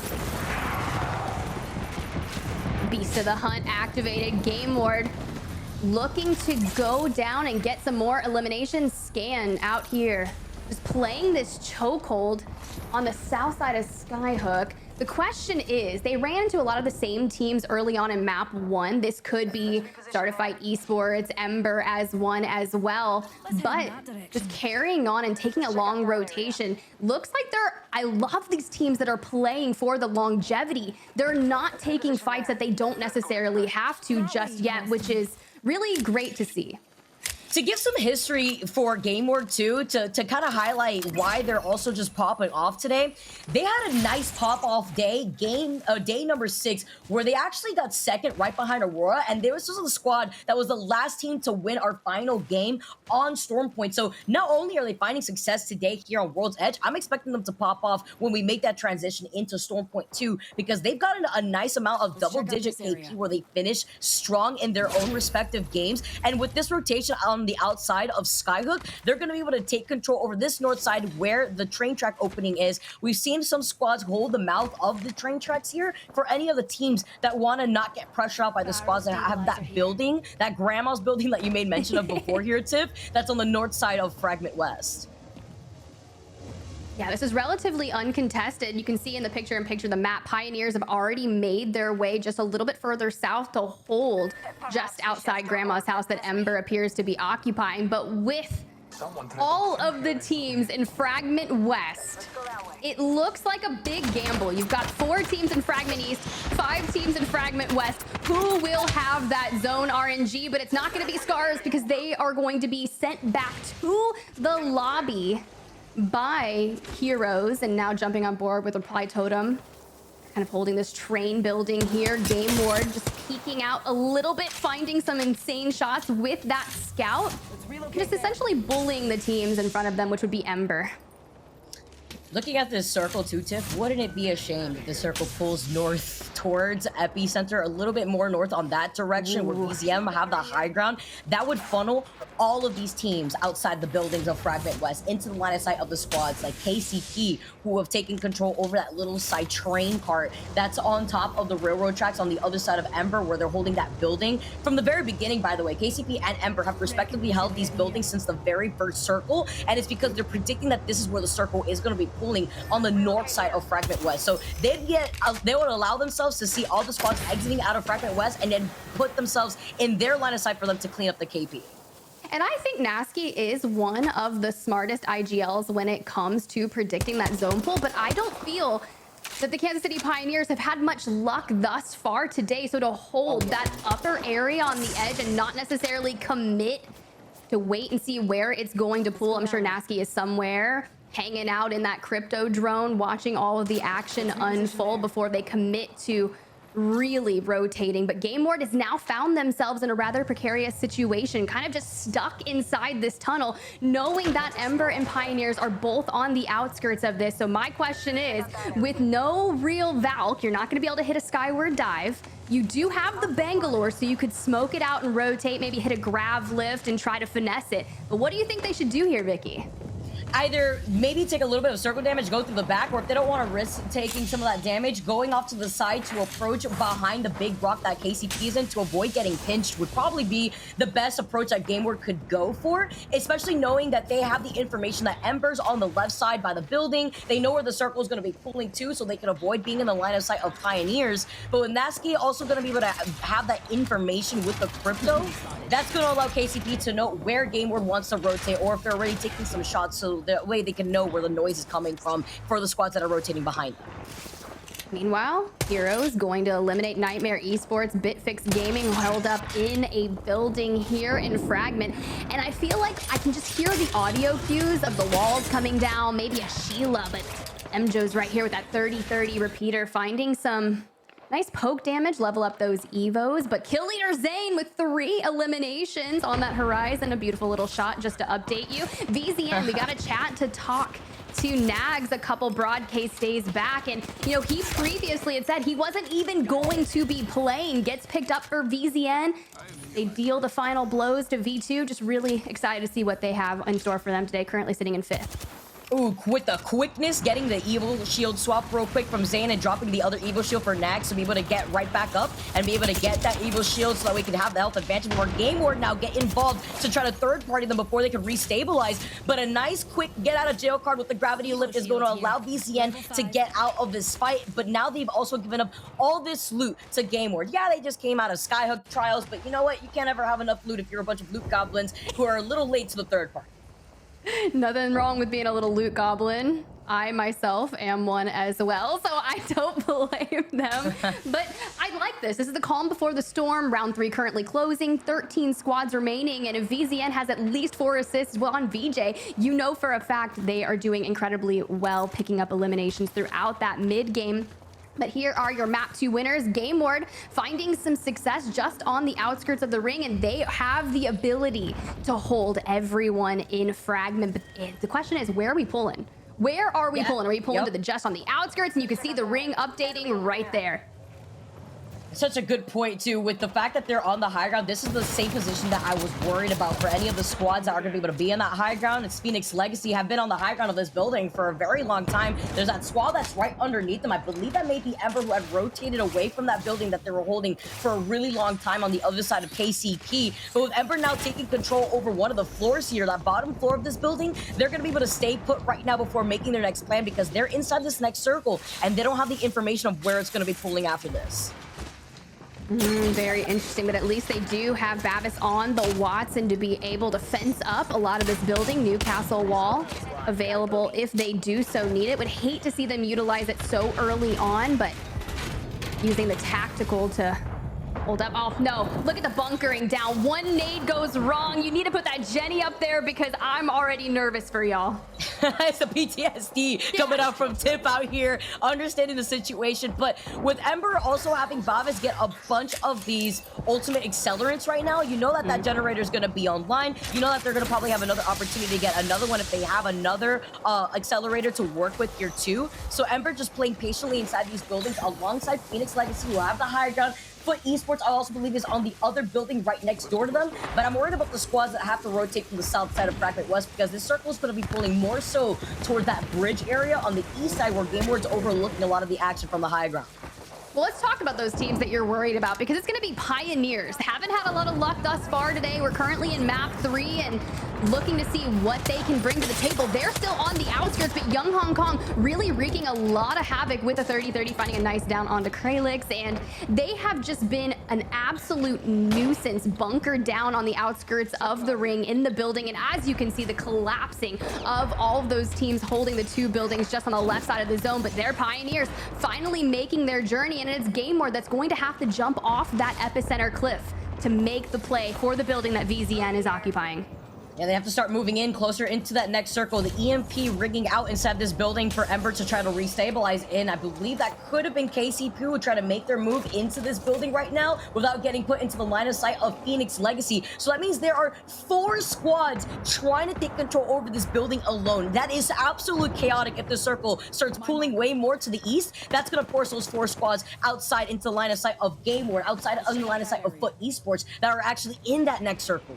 The fact that they didn't have to hop down yet is absolutely brilliant for them. But Pioneers, I've seen people do this before, trying to navigate the side of this building, a little hardcore parkour. Not sure if Nasky's gonna be able to make it happen, but Surdell, frag in hand, wants to get this up to the rooftop, but playing it safe. Meanwhile, Bitfix Gaming fully eliminated. 12 squads remaining, and honestly, Vicky, there's nothing more exciting than a game that's going to end in fragment. I'd be interested to see if it pulls more towards where Aurora is occupying, but here you go. Pioneers entering the building, finding a little bit of damage, nothing really substantial or paying off just yet. It's a little bit of griefing on their hand. They need loot though, and so if they're gonna try to take these fights, they need the opportunity to at least access these death boxes. Look, the skies are congested with the crypto drones flying around each other, just saying a quick hello real quick to get that information. But they need loot because they were inside that truck on the north side by the train tracks, close to that grandma's building from the very beginning. So they had limited loot to work with as Max Drapier are looking to engage. Nasky on the drone, Surdell and Max Drapier going in with the kill. Jenny down, but still taking a good bit of damage. Eva 8 out, and everyone has just kind of disengaged from the fight above them. This is a really precarious situation. Nasky pushing in as well, finds a crack, a down on Draconian as well with the frag grenade. This should cause for a lot of attention to come their way. Just need to find 2 more members of the team above them. Oh, this is huge for them to kind of clean up this KP. They need to be able to try to take advantage of this right now, even with the circle closing in right behind their backs. Not only is this extra loot, but this is the KP that they need. They clean up that squad. 9 squads left, and KCP are looking to exit out the mouth of this building right into the line of sight of another squad that's right next to them. Meanwhile, Nasky finding some shots there. Ascend going down just after taking out Reply Totem. Let's cut on over to VZN. They're in a little bit of a scuffle. Arc Stars, Thermites is starting to feel a little bit like Endeavor's prominence burn here, hitting that grab lift to really avoid a lot of that. And Gatekeep to the ring. Can they make their way out of this? Unfortunately, VZN going to fall, and it's going to be on the hands of Forge trying to make that reset, get a little bit of stability. But Ember still have the health advantage. The 3-piece team still alive. Game Ward with the creeping barrage as well. They got involved in the fight that Phoenix Legacy was in on the top of the building. That means Game Ward dropped down from the high ground on Epi and jumped into that building that KCP was sharing originally. Ember looking to restabilize here too. There are fights happening in every single side of this final circle right now. Aurora also went in to third-party Forge before they were able to restabilize and clean them up. Huge grenade coming in from Imp2, coming in from Phoenix Legacy. So we see some trades between those 2 squads. As you can see, Ember looking to clean up the rest of Foot Esports. Foot Esports going out in 6. Now Ember needing to stabilize once again. A little duck and diving behind that kind of desk in the building and still stuck inside. The issue is this ring should end out in the open, so all of our 5 teams scurried along the outskirts are going to have to make a play, but Ember needs to make sure that they have the Jenny on and the wall available to them as they completely decimate. 4 squads left right now in this lobby, and Ember is one of them. Foot Esports get eliminated. Game Ward as well as Pioneers, Phoenix Legacy, Ember, and Aurora are the only ones left right now in this lobby.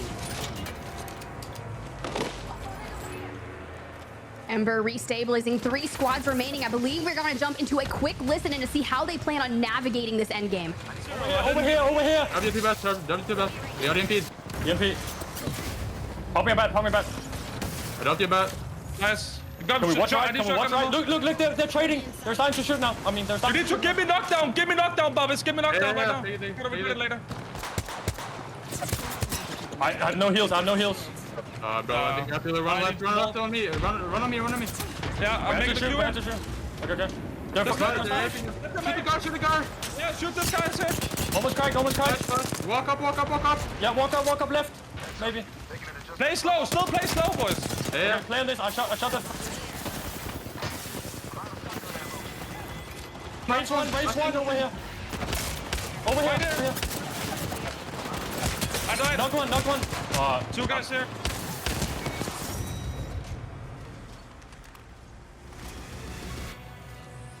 Aurora coming out on top. That Eva 8 hit fire shots missing was the nail in the coffin for Ember to go down, but Aurora holding the other side of the fence line. You said a perfect tip. You know that when that Nox grenade is out with those caustic traps are set up, that it's got to be Aurora on the other side, being the only squad to rock the caustic composition on World's Edge here.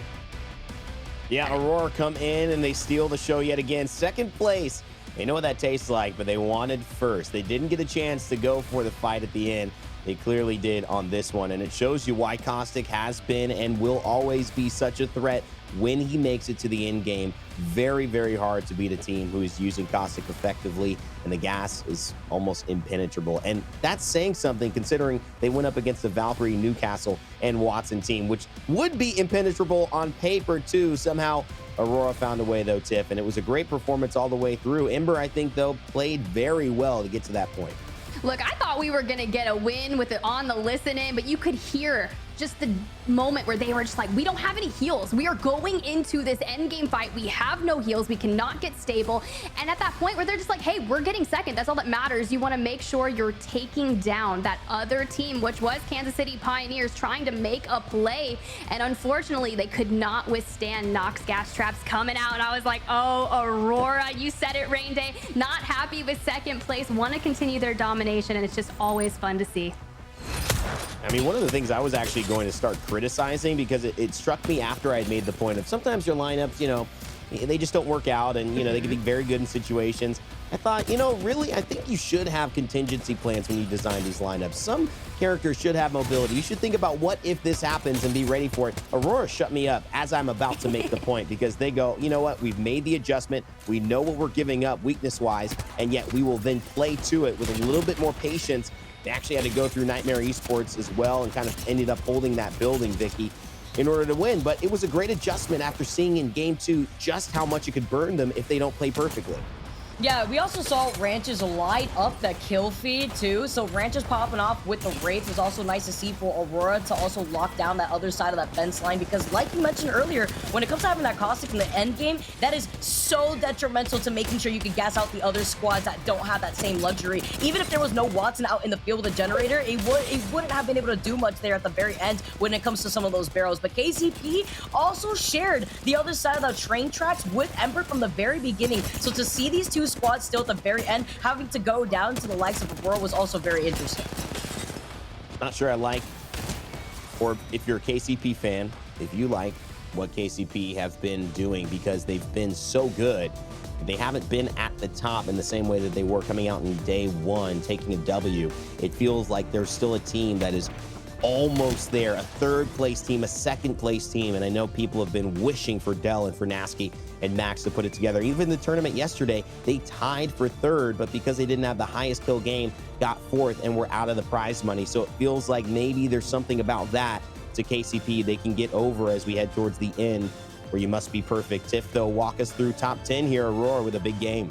Big game indeed, 24 points for them, but Fire Beavers still holding the biggest game of the day in that map one with 28 points, although Aurora incredibly close. Ember playing the game very smart, coming away with 12 points, but Pioneers taking a well-timed fight on the outskirts of Frag West to find not only the well-needed loot, but the eliminations to get them the same amount of points as Ember. But Phoenix Legacy having a lot of success here in map number 3, which is something that we needed them to do because they kind of are facing relegation at this point. And I want to talk about consistency here, Vicky. It's not Foot Esports. They're constantly in 6th, top 3 as well, and they need to do what they need to do, and they're doing it.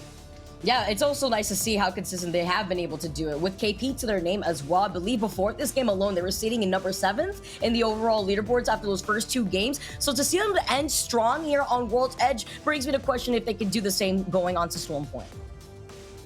Well, let's take a look to Vicky. Give me your thoughts on the back half of this lobby. Fire Beavers, they won a game. Yeah. Didn't do much here. Yeah, Fire Beavers, after that first game pop-off, we haven't really been able to see them pop off anymore throughout the rest of World's Edge.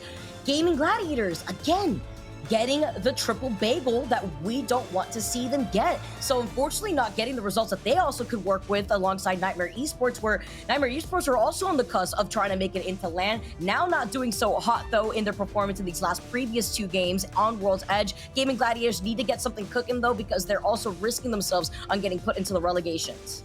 Weirdly enough, A versus C doesn't tend to go well for GG. They had, I think, one moment where they might have had an opportunity to showcase their goods, and I think they got 15th. The next time they met in day 5, they got 19th. So it's 15th and 19th so far, track record, when these two groups clash, and they're right on pace with that, with 1 point there. On the top, though, on the other side, you've got Aurora, Game Ward, Fire Beavers rounding out our top 3. Forge and Ascend come in last, certainly in the mix to be able to take first place or get into that top 3 and getting the 20 points added to the overall score, which is where these teams want to be to make moves.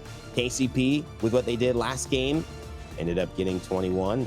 They will be there as well as Foot Esports round out our top 10, and Ember with a good performance right on the cusp of that. So if they keep that up in Storm Point, we should be seeing them break into the top 10 very, very shortly. Let's look, though, at our overall kill leaders, the winners of game number 3. And it's all thanks to Aurora and Ranches. 10 kills on the day, Tiff, leading everyone else by just 1 from 9 Impulse and Bambino, but very, very impressive so far. I mean, we were talking about it. Vicky was like, Aurora is just absolutely lighting up the kill feed in map number 3, and it's no surprise how strong their end games can be, but it's kind of interesting to see Nasty just breaking in at the bottom 10. You've got Plum from 3 Muppets. We haven't really seen too much of 3 Muppets, but 2 members of Fire Beavers on here as well, and that's going to be from that map 1 performance. I know we were looking at the series results. Fire Beavers sitting at 30? That means 28 points alone holding them from map number 1 and only getting 2 points in map number 2 and map number 3. They're gonna have to stand up strong in Storm Point if they want to keep to the top of the leaderboard. Well, it is going to be something very exciting as we head into the back half of the day. I think Storm Point shifts Apex Legends in our competitive league more than anything else, more than what we see from game to game. This map really opens up rhythms and rotations for different teams, but certain teams have already had success, and that's the key. Now going to a new map, can you replicate it? And can you keep doing what's been working for you, or do you stall? Do you fall out? Do you pitter out and end up saying, wow, we really need to work on that map? That's the question, and I want to kind of go into our focus for how they've been so successful in this first part of the game. They needed a result, and it's Game Ward who have been getting it. They have been really, really good so far today.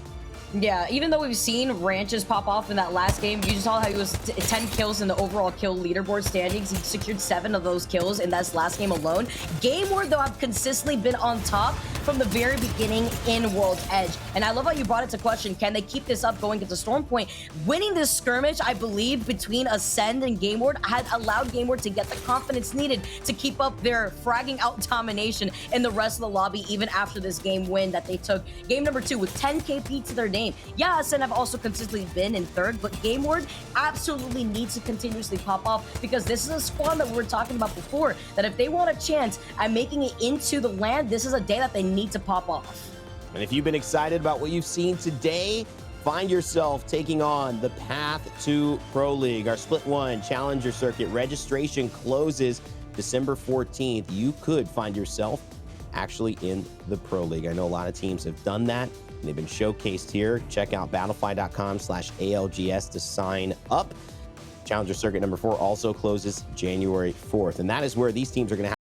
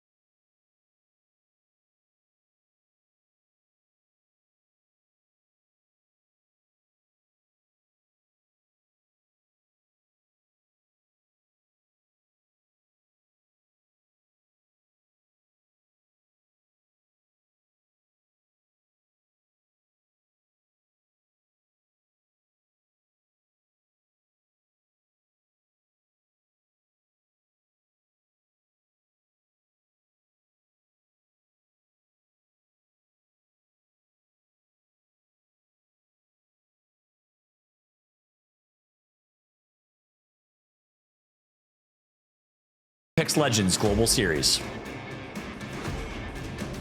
What is at stake today? A path and an opportunity, not only to a chance at a regional final, but maybe a chance at LAN and staying in the Pro League. Teams fighting for their lives. And Game Ward, a team we had just mentioned, taking a W, playing well, getting our focus over the 3 games in Storm Point. Can they keep it up? Will we see more surprises from Group C, who desperately need it? Let's bring in Tiff and let's start talking about it, because that was kind of what we set up, Tiff. They need to perform today. There are a lot of teams in Group C that are not only facing relegation, but facing not even having a chance to be in the regional final, which, even though they may not qualify on points, gives them an opportunity to maybe win, maybe have one big performance that can redeem their entire season. Feels like they know it too, and that's why we're seeing an up level in terms of their game. That is the goal for these teams, especially with having that day in hand, you know. But Fire Beavers, Game Ward, it's been really exciting to see them throw down here. And as we move on to Storm Point, I'm really excited to see what kind of zones we're going to get. Gaming Gladiators, I can't even say it. Gaming Gladiators up there with Phoenix Legacy near North Pad might be in a little bit of an early contest, so that could be fun as well. But we know how these rotations have been for some of these teams, and just because you have a good zone doesn't mean you're going to be able to withstand holding on to the building. Let's jump on board. Phoenix Legacy Alpha Draft already going down, and Imp trying to get back into the fight, grabs the whip, showing up just a little bit late, now finding themselves in a 2v3 scenario.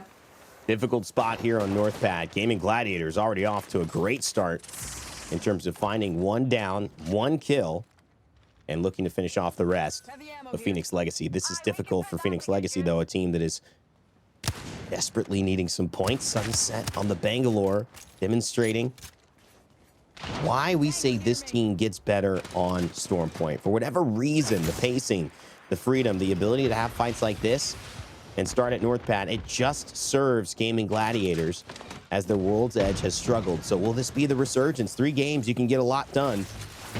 Phoenix Legacy know that, but they don't want to go out too soon.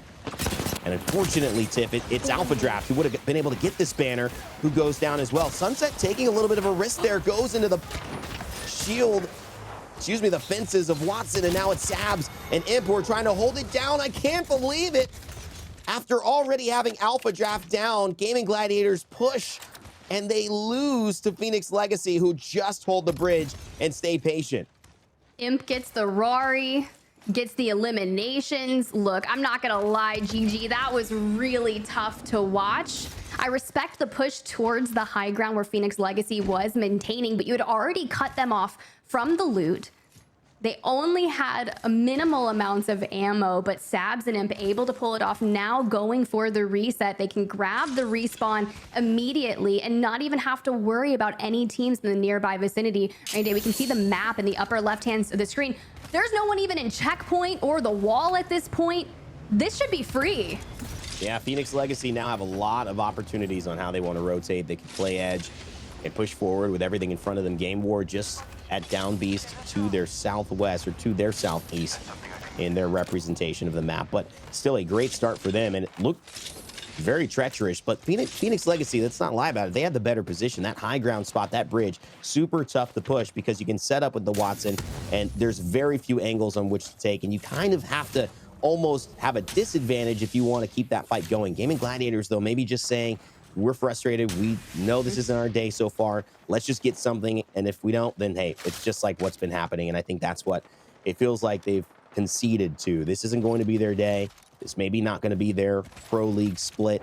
And yet Phoenix Legacy fighting for something. And that's kind of what, to me, has made them an interesting team to follow. They're in relegation. And yesterday I saw them perform in a tournament. They were playing like they had something to win. Like they really had a chance. And if Phoenix Legacy, even if they get a 3rd place here, a 4th place, which they're kind of keen to do, that 17 points not only puts them out of relegation, it gives them a chance to maybe even be in the regional final. And so Phoenix Legacy kind of, on the flip side, you know, Tiff saying, what do we have to win here? And how can we be the best version of ourselves over these next 2 days? I feel like they are definitely making Phoenix Legacy fans proud now. Speaking of fans being proud, Nightmare Esports on the other side of this fight with scars. A lot of poke damage, a lot of bit of leveling of those Evo shields. Yarka getting cracked, forced to relegate into this building, find some safety, and Taishin putting up all the fences, but Forge, we just checked in with them and they were fully healthy. Now Jay Savage last alive and putting the finishing blow into Heroes, and thankfully Roe and Phoenix were not finished. They were able to get a relatively clean reset here as well. And something to note today, Rain Day, I haven't really seen too many third parties on Storm Point. Teams just getting to reset for free with no real contention. One of the benefits of the size of this map, you do have a chance to take these fights and not be as crowded as some of the buildings fights of Fragment East or some of the smaller locations where multiple teams share multiple buildings and essentially the same square footage just above one another. A lot more room, and Forge know it, so they take the fight, they risk losing 3, but they take down that team and they get 2 back up to fully stabilize. Sitting on 31 points, they are in 4th place, but I think they might have just jumped to 3rd, as Fire Beavers do not have a point as well. Traveling on with Ember, our 11th place team. They had a good game in game number 3. They lost out to Aurora, but now if they continue that, certainly should have a chance to break into top 10. That's good signs for Young Hong Kong, Fricks, and Bavis, who were so close, yet just so far in terms of how that team fight went. They did change, however, the Newcastle for the Crypto. Tiff, what are your thoughts on that? Obviously, just giving themselves some more flexibility here in Storm Point. I mean, this is a team composition that a lot of people have been playing both on World's Edge and Storm Point, finding success. NA teams like HEC and the Guard doing incredibly well, and EMEA teams finding it fruitful as well. So curious to see what Ember is going to be able to do with that, and hopefully scout out some loot for themselves so they don't go into an endgame circle lacking on meds. But that was just really tough because we saw just how many teams were held up in Fragment. But V2 over here on Stormcatcher, there's a team just on the other side of Nubicide here. You can see the heartbeat sensor lighting up with that information. I love holding the roof. You can really drop down and pick which door you want to ascend on the team inside, but patient as ever as the Horizon black hole going in, coupled with some arc stars and thermites, and I believe he stuck one. We saw V2 and Joke already finish off a big time fight that ended up getting cleaned by Game Ward in game number 1. Actually, game number 2, where they ended up taking the W, but V2 not necessarily as lucky now. Joke taking a lot of damage there. Zidane returning fire just back. V2 content to hold angles and slowly but surely try to push. Seer ultimate not being used yet, 60% on it, but they're going to try to focus of attention. It will miss, and so no information even on the footsteps briefly as V2 take the high ground. Did just see a player jet off into that grav cannon. This should be 3 Muppets as well, and honestly, early on, 3 Muppets was responsible for eliminating Pioneers as one of the first teams to go out in this lobby. And yeah, you can see right there, I believe 3 Muppets may only have 1 player left standing over in Thunderwatch, who's going to have a long journey of rotating back into Stormcatcher, as that is where the ring is pulling, and V2 sitting in prime position on the high ground to withstand all of the teams in a nearby vicinity. Strongest just trying to make it back in. Doesn't have much hope with Kumbra and Plum already down. 3 Muppets have done well today. 22 points after 3. And if they could survive a little bit longer after adding 3 KP here, they'll be able to get some placement points as well. That starts at 15. But you only get 1 until top 10. Then it really starts to snowball, and that will be a tough task for Strongest if he's got to do it alone. It's not like we haven't seen it. Dropped from North America, making a big rat play the other day that actually won him and his squad over $5,000. Actually worth $10,000 overall. So rats still have a place, Tiff, in Apex Legends, although it's a limited place with the amount of seers that we have seen over this last year. But with Crypto and Watson and Newcastle Watson and Bangalore coming in, we're seeing less seers, maybe the return of some ratting opportunities. I love that you bring up less years as the rat is going to be eliminated by V2. And I feel like that's why we're seeing more so in NA, the return of more Caustic and Gibby, such as Optic Gaming electing to go back to that. We already know that Aurora does run the Caustic as well, but just controlling your space. Also, the plethora of cryptos. You're finding all the information as well. At any given time, you can see up to 2 or 3 drones in the air and maybe 3 cryptos and a nearby tablet in hand, such as Nasky. But V2, they needed to have a standout performance, currently sitting in 14th place, their Horizon player, getting a lot of eliminations here thus far, lighting up that kill feed, but coming in, as we see 3 Muppets already go out. They came in 22nd place, Rain Day, which means that they were on the cusp of it. And with them being in Group A, this is their last match day ahead of regional finals. Really, really tough for V2 to think that they might have an opportunity here. They actually do have a chance. I believe being in so far 14th today. We'll see what ends up happening for them. But ultimately, you got to say that that's what makes day 8, day 9 so fun. Teams vying for that 20th position. And that means that you can make it into the regional final. Then, even if you're not top 10 or top 9, plus our regional final winner, you'll have a chance to win the day, to win the match point. And if you can do that, you will be going to land. It doesn't matter if you join that top 20 as the 20th place team. And so it's hope that they're fighting for, a chance that they desperately need. And that is what is creating the tension. That's what's creating performances from teams that have done well, no doubt about it. Fire Beavers, a team in 11th, they've done fine. You see Game War teams in, 18th, 19th, 20th place. Foot Esports, they've done pretty well. But now today it feels like it might be their lobby. And that is why there's just so much more intensity and reasoning behind their having a good performance today versus someone who admittedly, like KCP, is going to do okay, but they're already almost guaranteed a spot at LAN, even if they don't win based on how well that they've done. Oh, this is going to be a really tough fight for Fire Beavers. Rain Day, we saw them take to the sky to really get on the other side of Turkish Stars, but my entire eyesight was on OJ's health as they made an oob play drop down. It looks like Turkish Stars is going to disengage and say, hey, no, we don't want any portion of this gatekeeping, and they're just going to run for a longer rotation. But well played there to make sure that they can get on the other side of Turkish Stars, coming in currently in 18th place with only 4 points. But Fire Beavers living off that map 1 win with only finding 2 points throughout maps 2 and 3. Gonna utilize this time to maybe craft up, get some utility for that end game so they don't run out of health. Plus, you can see all the med kits being used here, Rain Day. Yeah, you got to, and hopefully they have enough to get to where they need to be to set up for the next zone. Round 3 closing in. 1 minute and 5 seconds on the clock before that starts to begin.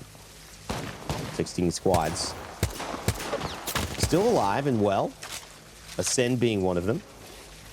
Our leaders in overall EMEA as far as the point getters, sitting on 93 points overall. It's been a masterclass from them, a great split one. I'm sure they're looking to continue that and end it heading into LAN, which they assuredly will be at on a high note, raising that trophy. Yashira mentioned bringing his father to LAN, see him play and compete. A dream of his that it looks like he'll be able to do, but we'll see him like Jin Burton, whose father was there at playoffs in Raleigh, championship in Raleigh, raise the trophy. It's a special moment to have a father there with a son, and to see them raise a trophy, it's something that you wish every parent and child can experience. And I certainly know that that's something Ascend will be fighting for. Fire Beavers just want to get there, but they've had a great day so far, as well as Foot Esports, Tiff, who you highlighted earlier, sitting in 10th and set up here towards the end of the day as we are moving to the northeast for this circle as it begins to close in. Yeah, you can see Ascend set up right there with all the Watson fences. Looks like Bitfix Gaming just on the outskirts. Lufka looking to grab an angle, but post kill taking a lot of damage is going to fall. So now the lone man standing for Ascend, currently in 5th place.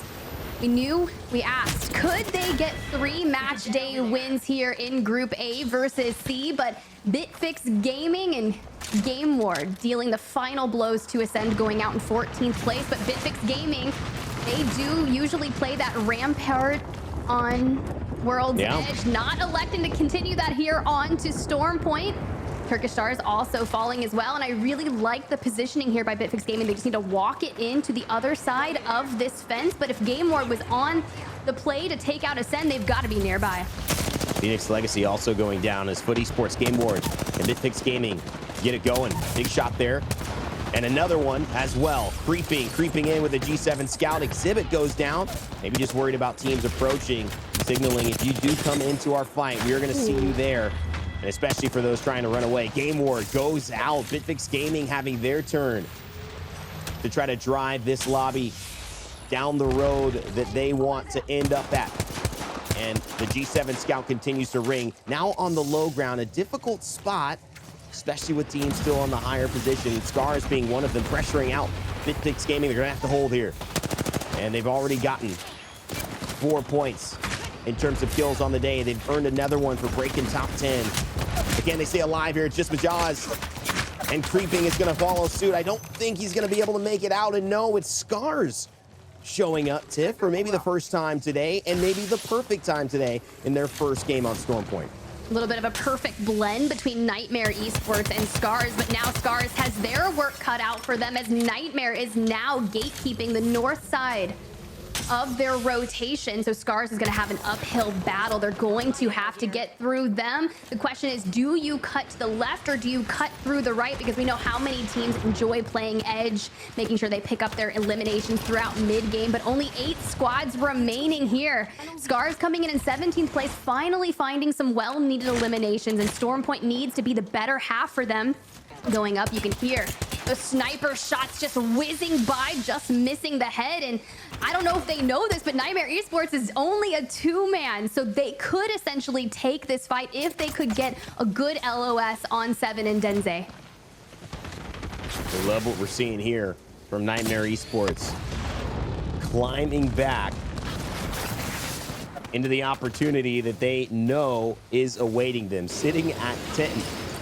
They've done so well in this tournament across these 8 days. If they can do it here again, they might just be making sure they get their ticket booked to land. With only 1 day left to play in terms of that qualifying for the regional final, and then one more that will secure their spot. Scars trying to get there, and 8 squads now fighting from on up high, using that Newcastle shield to perfection, just buying time and easily relocatable if he finds Hierarcha, that is. Another spot that suits the team and him better, but with a G7 Scout with a castle wall above, they are in a decent spot, but are they in a better spot than Forge? I think not, as Hierarcha goes and takes down Denze. Forge still looking from a pretty great angle tip on this G7 Scout, and Phoenix taking down that interception pylon, just making it difficult for them to hold in case there are ordinances they want to throw that way. Doing incredibly well here thus far. Well-needed KP, putting them in 3rd currently. And you can see their rotation is relatively going to be scotch-free. You've got V2 that's been holding Stormcatcher throughout the entirety of this game, and Fire Beavers holding that hallway along with Reply Totem on the other side of them. My question is, will those 3 teams kind of turn their attention towards each other and allow Scars just a little bit of freedom to get where they need to be, because they're just on the outskirts on the southern side of the ring, because we have seen it pull to the south side of this POI, which would actually have given Scars that god spot. But now it seems that they are in a rather turmoilish positioning, and Forge may have the upper hand to just unleash straight onto Scars. Scars and Start a Fight Esports, 2 of our 6 teams still alive here, at the risk of being relegated. Forge at the risk of making their first LAN. I've seen Phoenix compete in LANs many times. Commented over his action. Would be a treat. They could finally get over that hump of being a 10th to 14th place team and just outside of the show. I think there's determination here. Still rocking the Seer and the bow check bow at that. Let's go here. Holding that line of sight too. Still round 5 about to start closing. They're in a great spot. I love the high ground here. To their right though is Fire Beavers. And Startified Esports directly across from them, as well as Scars below. So Forge having to deal with holding this zone. I think they're going to be able to do it. They've got some nice peaks. And as long as that Bocek bow can threaten enough, they should be able to do so. And you know what? Who better to figure out how they're feeling than Forge themselves? Let's go ahead and listen in as the big fight starts. Just for guys, just remember. He's gonna walk up on the left. On the left, on the left. I don't see her. I need to heal. Smoke in front of me. Smoke in front of me. You two play together now, okay? I want you guys to calm down. Look on the top too. There's a team on the left on the bodies. Can someone watch left side? Yeah, there's a team there. Keep watching left side. I'm playing closer. I revealed them. Do you need that? No, you're fine. Okay, guys, listen. We have a team in front. We have a team here, right? A Yes, team on but top, look, and it's the on team right. on the left is a big threat, guys. Yes. Yeah, the right team is also a big threat. 117. Watching quickly. I'm gonna fence deeper. Oh, super glide. Take shot. Watch for me, please, Savage. Yeah. We need to use our boxes to force us. This left team is gonna send us, guys. Yeah, We one have peek. Yes, yes, get they fences have on. Get crypto. fences on Savage. Get fences on They Savage. have crypto. I'm Make doing sure you this, have a I'm gen doing ready for after the EMP. Yes. I have Yeah, to do save that, my do shield that. as well. Okay. I got.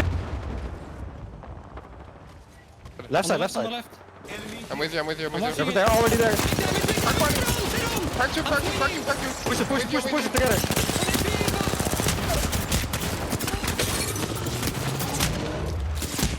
Get the knock. Wow, start a fight. Start a fight, needed that one. Phoenix was saying this team on the left is dangerous. It turned out to be a premonition, not a warning. And start a fight, continue. What is a fantastic day for a team in relegation who desperately need points. Well, they're getting them. 5th place overall with 33 and still more on the board, potentially able to get TIFF. 3 squads remaining. We have V2, Fire Beavers, your map 1 winners, really looking to continue on that success here. But Startified, you mentioned it, facing relegation and really doing a great job manipulating and going through the south side of the zone to take down Forge. The question is, the war of attrition, how you can kind of get out of the LOS and force the other 2 teams to fight to relieve some pressure for you. But Joke falling incredibly low here, and now Startified looking to get into this. But Fire Beavers has just been in that tunnel, biding their time, wanting to come in at the very last minute and essentially clean this one up, Rain Day. They just want to apply pressure. They know they're going to have a chance to impact the game with the R301. Bambino waiting for his crypto EMP to be ready. It's 83% right now. Will he have it for this fight? It doesn't look like it. Fire Beavers, they're actually going to run over and try to take on V2, which means that start a fight. The team looking at relegation have just won their first game on Storm Point and are making a statement that we are here to stay to all of ALGS in EMEA. Started with a bow check, ended with a W, Rain Day. That's exactly what they needed to do. And I was sitting there thinking, you know, Fire Beavers, just bide your time, force the other 2 teams to fight. But meanwhile, it was Start a Fight doing that the entire time, Vicky. Yeah, it was really nice to see that start a fight at the very end. Also, we're able to secure, what, 9 KP there, so their positioning was beautiful. Even hearing that Phoenix unfortunately had gone down right there at the very end, start a fight was a problem on the other side of that fence line.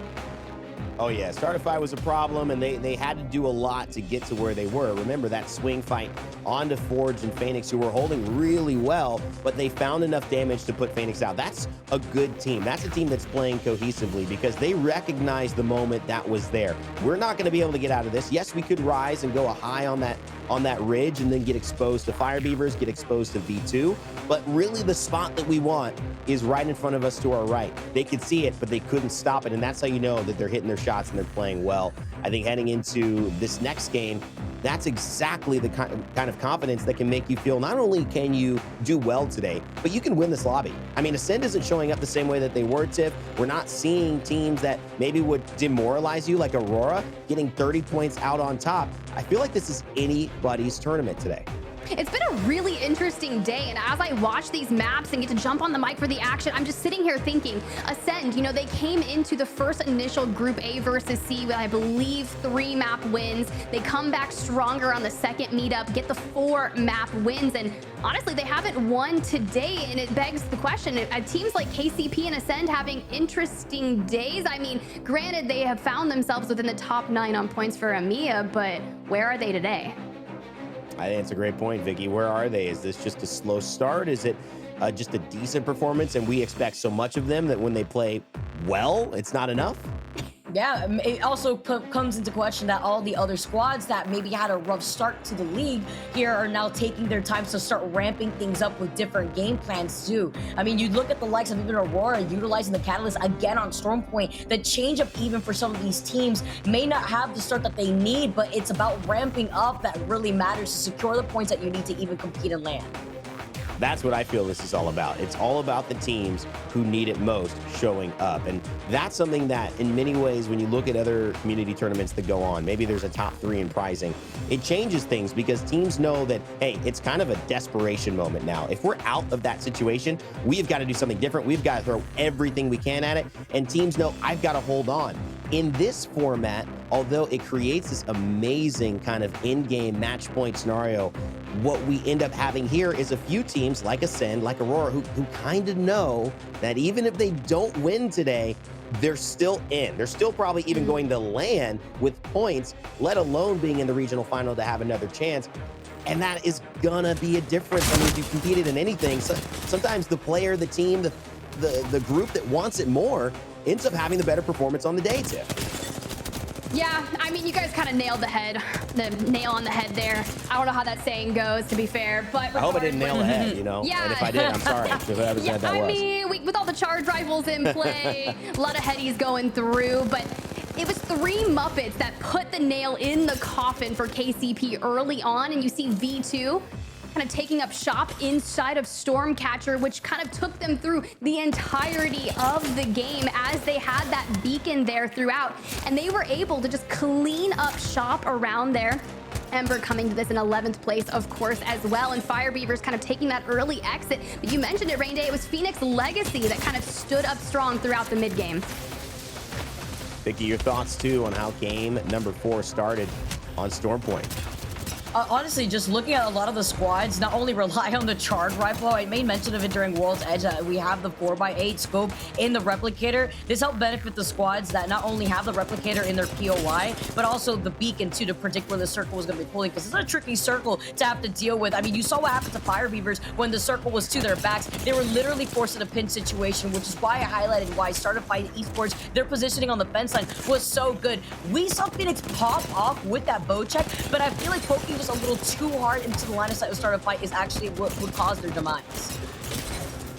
Started Fight actually did start this fight, even though it was something you could probably say almost with a name like that in any occasion that you're watching this team's POV. It was Fire Beavers who saw the opportunity to get some more KP. I don't think that they felt going into the Watson fences was going to work, and that's something I always try to mention. I don't know how you feel about it, but I just think that if you see someone with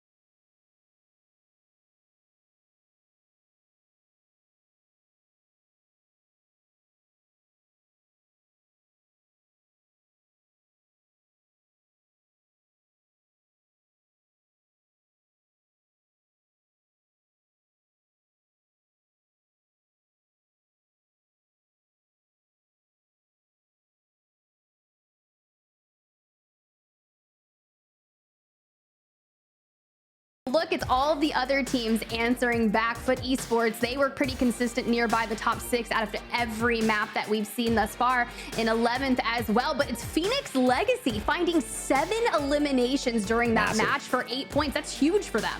I'm telling you, this is a team also relegated. Who did we talk about in this last one? We talked about, you know, Bitfix Gaming had a good game. We start a fight, won the game. Phoenix Legacy are popping off kills wise, and they started off taking on Gaming Gladiators. But here's how it stands, Vicky. Overall standings, what's your impression here? Because Start a Fight now only 2 points away from being in first place as a team that is literally facing relegation. My impression is that Phoenix Legacy, we saw what Savs was able to pull off, and unfortunate for Gaming Gladiators to have another rough game as they sit in last with only 2 points to their name after the results of these 4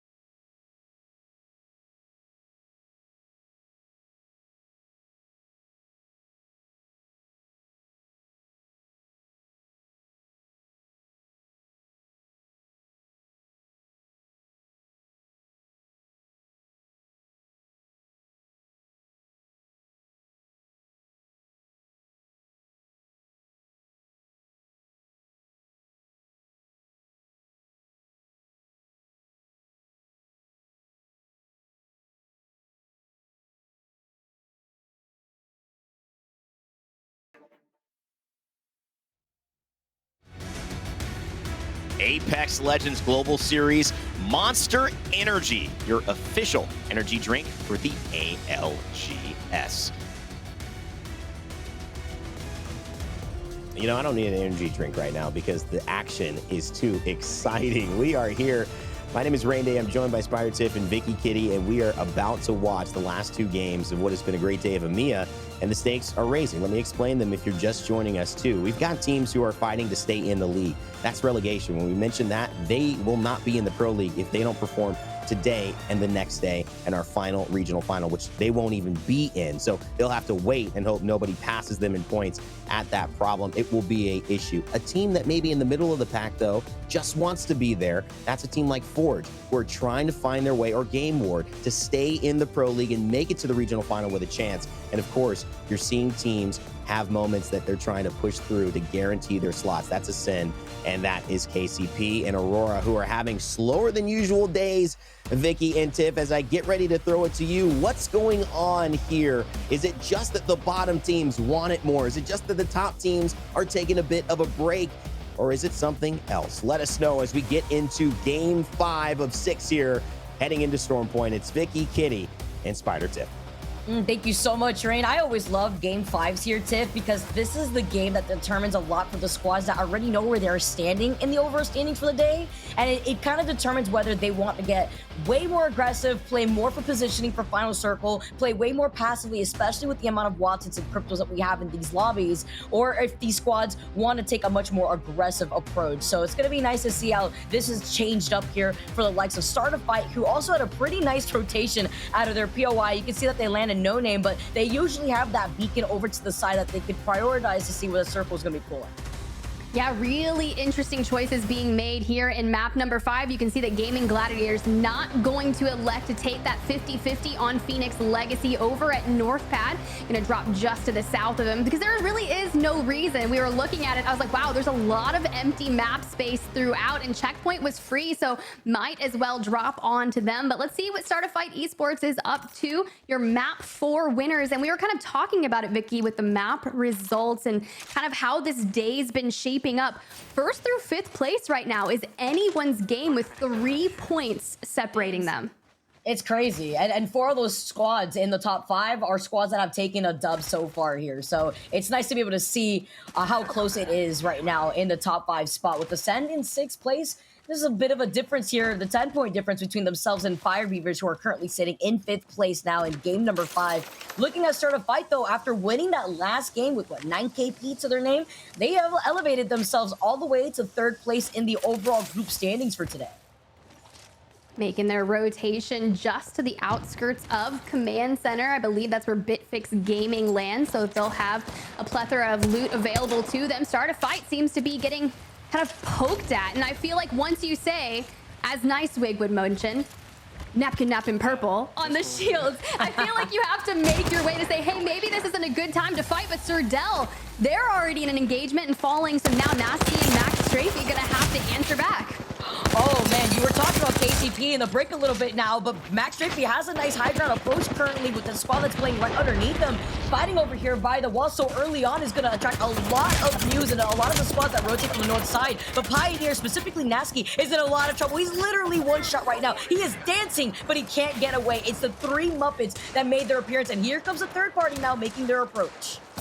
Holy, it was 3 Muppets that took out the Pioneers in map number 4, and entering the fray as well. Ember able to get the res off, but Esports also going down. What is this chaos of a matching today here, Vicky? It just seems like no one able to really get some solid footing. We see Plum going down as well, just being peppered from afar once again by a 30-30 repeater, and it's kind of been the star of the game today. Usually it's the scout, Vicky. I feel like for the versatility, the rapid fire in a sense, but no, it's the repeaters showing up.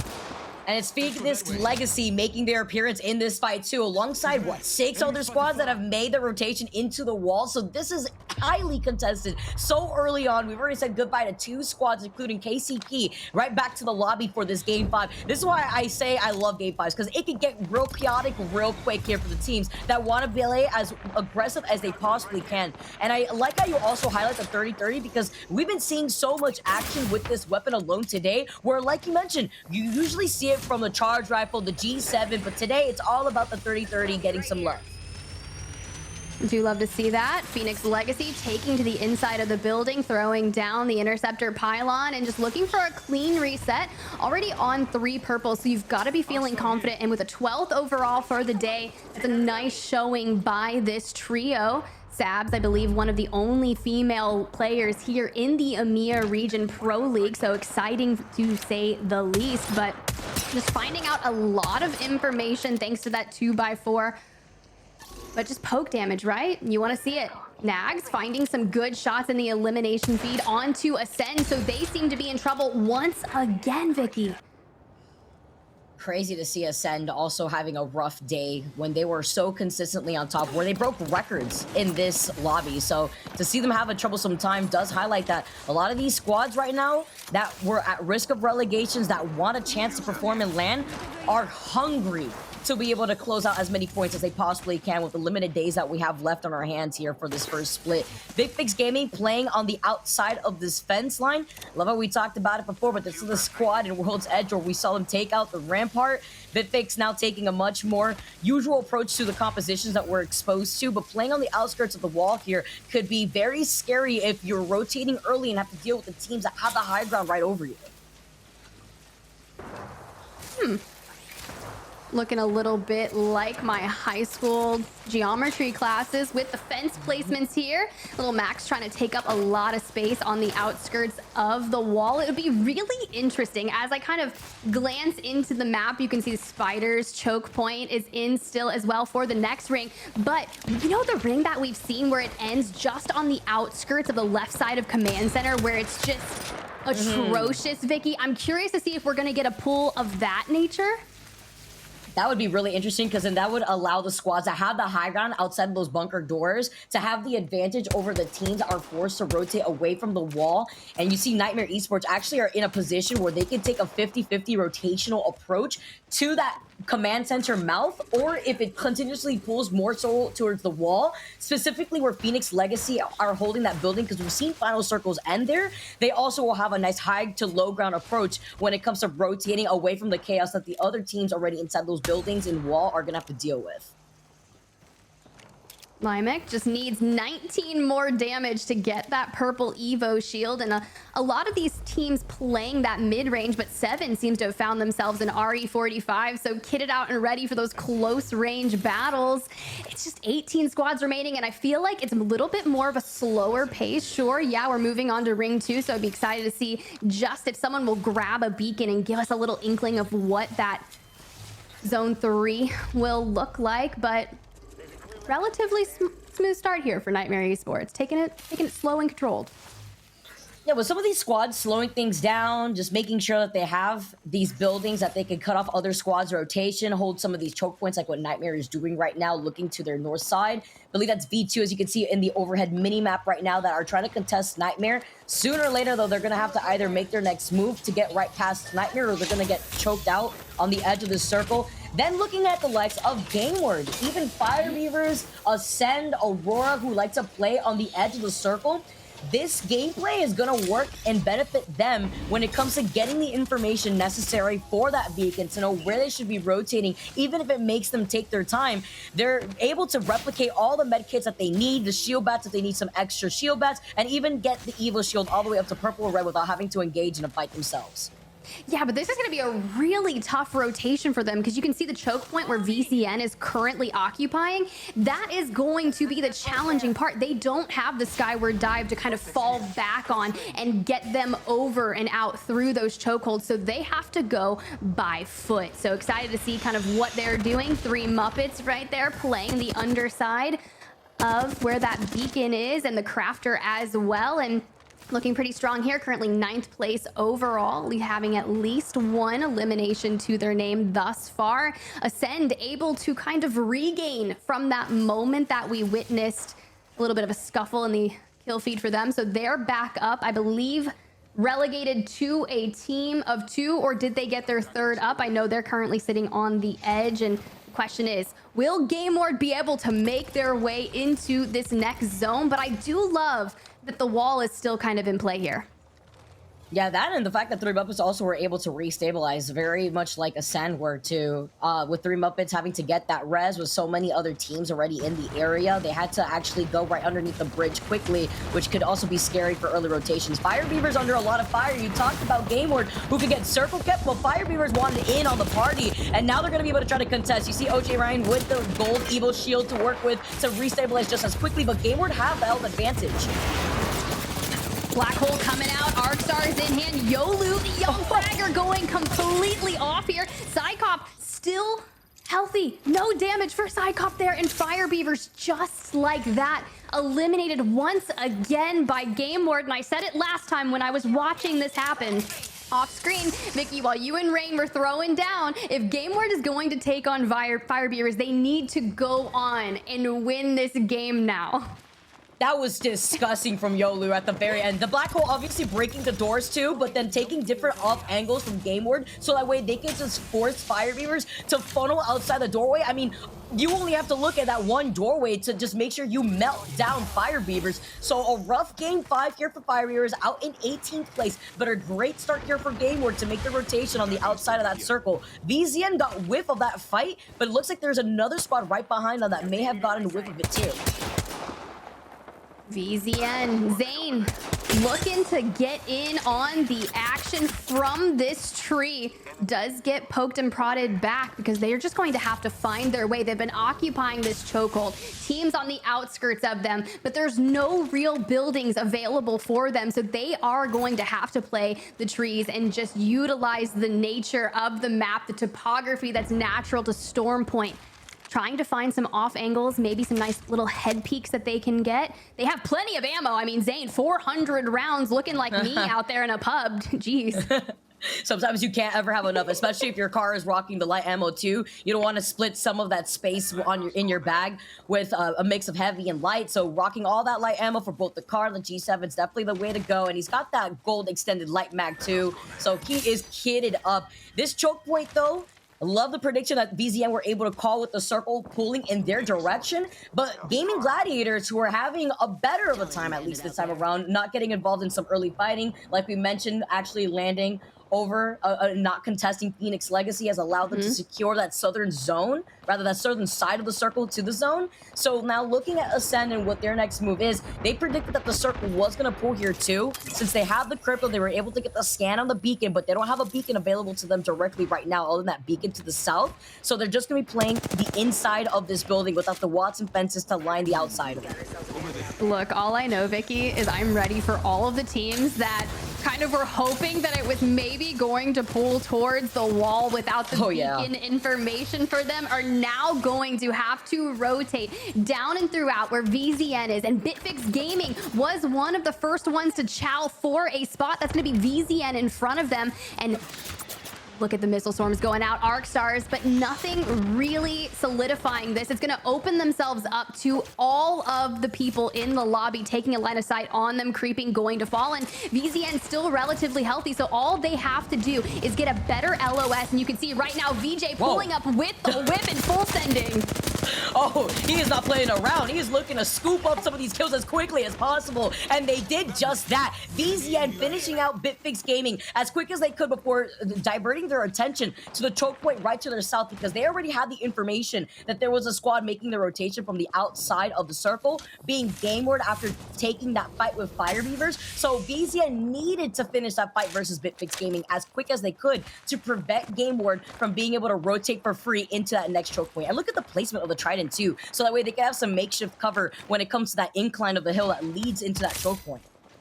Yeah, you can see the skirts of the map over there on the left side. Gameward hasn't really committed to pushing through the choke. They're just kind of taking space on that northwestern side of the ring. Gaming Gladiators doing a really nice job of holding the south end. Turkish Stars on the outskirts, but it's Phoenix Legacy, 3 Muppets, Ember, Nightmare Esports still needing to connect and find space into the next zone. And Starterfight Esports is going to have to gatekeep at least 4 teams, which could provide a little bit of challenge for them. But you can see a couple skyward dives making a play as well. VZN is going to get landed on potentially, Vicky. Oh, this is so scary too. With all these squads trying to use a skyward dive outside of wall, they don't know the action happening here. Like Nightmare Esports flying right over VZN, but they know that that's exactly where the squad ended up landing, into the lovely line of sights and the open arms of VZN. Nightmare Esports clean up what was left of Denze, and now they're just going to continuously hold this choke point. Sometimes it can be scary to rotate in that direction early on, but they were able to secure that and actually make sure that Bitfix Gaming wasn't a problem and Nightmare couldn't fly for free. Phoenix Legacy, one of the squads that are trying to rotate outside of the wall. You mentioned it before. This could be great for start of fight in looking to clean up even more KP after their W. Look, I'm just waiting for VZN to turn the attention into these Northern Ring fights, because they've already been handed so many eliminations throughout the game, and if they want a piece of this, they could start now. But Imp already down, Alpha dropping stabs, going to have to stand out, but it's Ember just looking down on them, and there's only one member standing for Phoenix Legacy, and that's going to be all they wrote. Bavis getting a nice shield swap right there. But now the question is, you're going to have to turn your attention on to Starterfight Esports, that third team, your map 4 winners, finding a lot of success and momentum and carrying it forward. But the fact is they haven't pushed in just yet, so able to get a nice clean reset here. Yeah, at least they got some information off of that EMP right there too, so they noted that, you know, they didn't take as much damage as they were hoping they took off of that fight. They couldn't go in for a third party, so they're calling it quits. Let's jump into a listening with Ember to call out where they're rotating in from, especially since they have the information with the crypto drill. Hold on. There's a rat sitting here. We can kill this right here. We can kill this right. I'm walking. Before, take meds. Yeah, there's meds here. I can drop you heavy. I dropped you a little bit of heavy. Can I take? Okay. I need heavy. Charge rifle from over there. Charge rifle. Break defenses. He's sitting on here. He's sitting literally right here in the square. Let me heal. Both of you can go. He dropped. He left. He's out there. We need to look for another spot in zone. All right, Yeah, I'm gonna get on my drone. That's not. I think we might have to walk up behind the team or team fighting. Fighting here, fighting here. Yeah, they're gonna take the Q.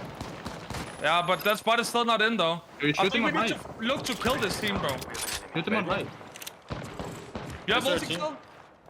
That's a team playing this. There's a team playing here as well. There's a team playing there. Can we we can maybe play the wall and walk in now? No, probably not. No. That's not in. This is in here, but then we have to fight this. Yeah, I think we just ate right, bro. I think that's what we have to. Do you have nades? You got nades? I have no nades, no nades, no nades. Two nades. Take one out, take one out. There's a box here, there's a box here. Wait 1 second. No You have nades. TMP, we have to go now. You have TMP. No EMP, no EMP, no drone, no EMP. I'm walking forward now. They're not looking right now. They have a team in the back. They have a team in the back. Right in the front. Almost up. Stay for me. Shooting this. Walk up to the tree. Take space on them. Take space on them. They're fighting in the choke, I think. Yeah, they are. Helping Hold them. gun, Hold them helping out. They're not in. Helping They're gun. not. I'm getting on my drone to get Yeah, info. can you check over to the left so we can make sure? Yeah. I'm walking up here. They're fighting. No EMP. They're hard fighting. Okay. Just watch them.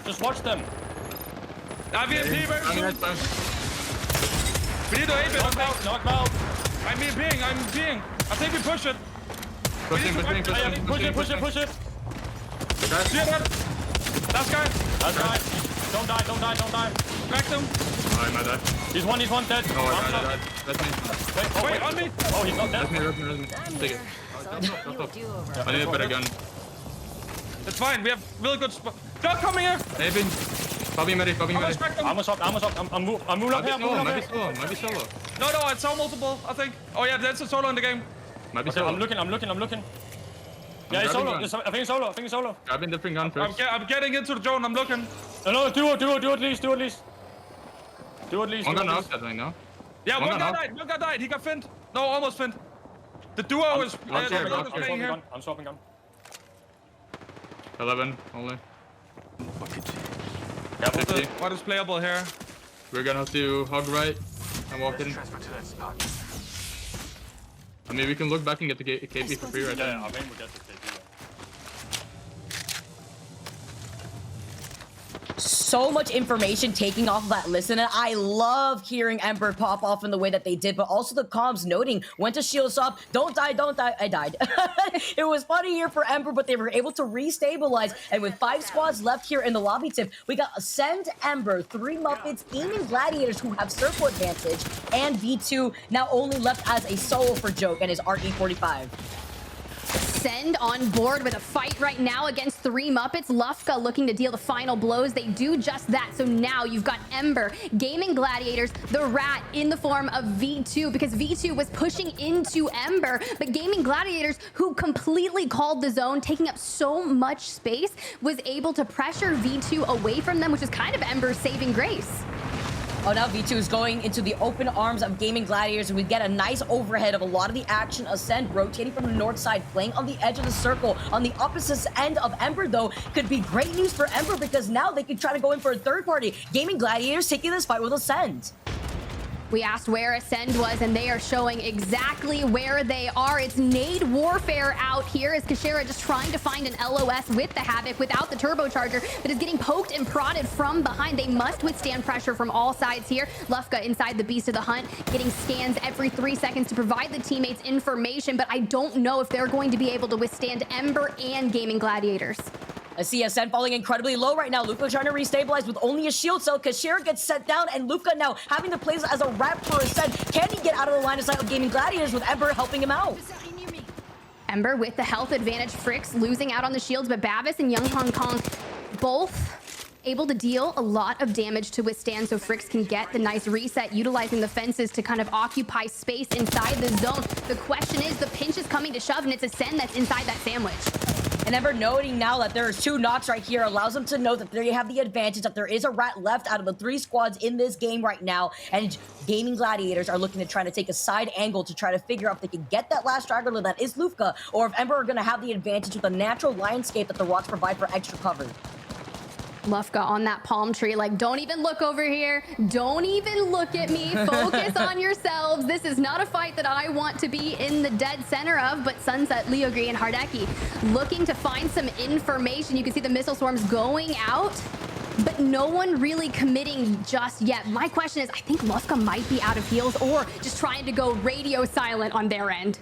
Doesn't want to reveal exactly where they're at right now, especially with Gaming Gladiators not seeing them in the rather in their own line of sight currently. Hardeki climbing up, but putting himself in Hong Kong's line of sight, having to take a nice side angle. You can see the smoke grenades out. No seers left, by the way, in this lobby currently right now. You have the crypto drone from Young Hong Kong that can start off this fight with an EMP, but he doesn't have it on board right now. So they have the high ground currently, and Ember are going to take this for free. They're going to try to counter rotate around Gaming Gladiators. This could be the call to win it all if they can get a good LOS on Gaimin, throw down some damage, but it's going to be Sunset that finds all of the damage at first, does get cracked, but able to crack 2 of the members of Ember. Now looking to take advantage of this fight and deal the finishing blows. Oh, Ember gets taken out, but Ascend still managed to rat their way to second place. Lufka coming in second for that team, and Gaming Gladiators needed the W, and they finally get it in game number 5. Look, Rain Day, you asked, do rats have their place? They do. The importance of them. The fact that Lufka could just kind of disengage from that situation, play low, and just be like, don't look at me, don't look at me. If they don't see me, it's not real. I can just pretend that it's like the monsters in my closet. You know, if you just cover up on the blankets, no one's gonna find you. But that was beautifully done to rat yourself to second place. Especially in the spot that you were able to find too. You're out of the line of sight of both the squads that have you pinched right there. He couldn't go for a scan. He would reveal where he is. That would have been free KP for either squad left between Gaming Gladiators and Ember. But I liked the counter rotate coming in from Ember's attempt to try to see if they could find a nice off angle. But then Gaming Gladiators got the win off the trade first, only losing out on the Bangalore shield real quick. And then I liked the suppressed cover that Sunset came in to actually swoop up and help out that straggler. So Gaming Gladiators taking that W was well needed to prevent themselves from getting put into the relegations, but also to try to boost up some confidence. They called out that circle since ring number 1, and that has to be highlighted. Yeah, it definitely does. That's beautifully said, because they did hold that space and no one chowed them for the southwestern side of the zone, which really proved critical there. I know Game Ward, VZN, a lot of teams looking to kind of take up space just north of them, but no one made a play for where GG was, and they came into this map number 5 in 20th place, so this was extremely well needed for them. Yeah, they had, what, 2 points to their name before this game that they just took the W on, and Hardeki popped off the way he needed to pop off too. I feel like the Hardeki is one of those confident players where he needs to build up momentum when it comes to that confidence, and since they had a pretty rough start to the day so far, it's better late than never, as I always say. I think he secured 5 KP at the very end, which allowed Gaming Gladiators to clean up the rest of the lobby and secure at least 9 KP before taking that dub. Look, we've seen teams in North America find success in maps number 5 and 6, specifically NRG, to come back and really climb up those leaderboards. So if GG can do just that, I know they tweeted out this morning, do or die. This is a moment where we must do everything in our power. So you mentioned they're very momentum-based, mental-heavy gamers. So if they can go and get some positivity from this and just ride that high into map number 6, would love to see them climb the leaderboard for today. Yeah, I mean, it was day number 4, I believe we saw him have a pop-off moment, and after that, we all were looking at Gaming Gladiators as the squad that could now start ramping up as the rest of the EMEA days were coming to us. But again, it was about that final circle positioning that really elevated their gameplay, allowed them to clean up all the stragglers that came in from the wall, because this is where we saw a lot of the action go down. Definitely was the wall. It all started in Fire Beavers. This fight in particular, I was like, bro, they're coming in. Once again, Game Ward, very hot and heavy with the ability to take out Fire Beavers without taking a significant amount of damage, and VZN having to do everything they could to fight for their positioning. Reply Totem, rather lackluster throughout this game, but making their presence known with that interesting charge rifle per se. Yeah, the charge rifle that we saw a lot of teams utilize, of course, trying to exit out of the wall, though, was doomed for a lot of the teams that didn't have the opportunity to use that skyward dive. And even if they did, like Nightmare, they were inevitably going to land on a team that was already holding a choke point, where we saw a lot of action coming out from PZN. Currently, you saw the 3 Muppets also having a pretty rough game, having to play that out as a duo, but Ascend, who held the inside of that building, still managed to find their way into that final circle. It was this area of the game in particular where we got the listen in from Ember, and hearing them navigate these fights that they were taking. You know, we've got to ape right, we know there's a rat, let's go ahead and jump onto them. They do just that. Then the Ascend fight with 3 Muppets, cleaning it up with ease, and their rotation towards the south side, where they just found themselves pinched in the the focus of every team in the lobby, and V2 going out early, trying to save themselves, but Gaming Gladiators coming in at 15th in that moment, climbing their way out of 20th with a lot of success. Especially after the performance in the game previous to that, right? Trying to get a 50-50 done on Phoenix Legacy and Northpad. They finally landed in Checkpoint. They got that free rotation through the south side, and they ended with 9 KP and the dub on top of it all. 21 points to their name after taking that W. And Ascend still may not have been getting the W here for today like we were expecting, but still remaining consistent. Top 3 getting second in that Game 5.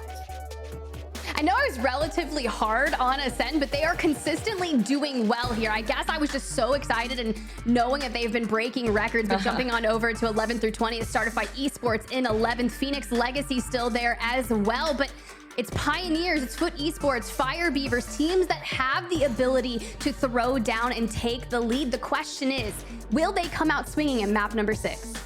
We're gonna have to see as we take a look at the series results currently right now. Game Word are still on top now. Aurora by 1 point. It's still so incredibly close, but now you currently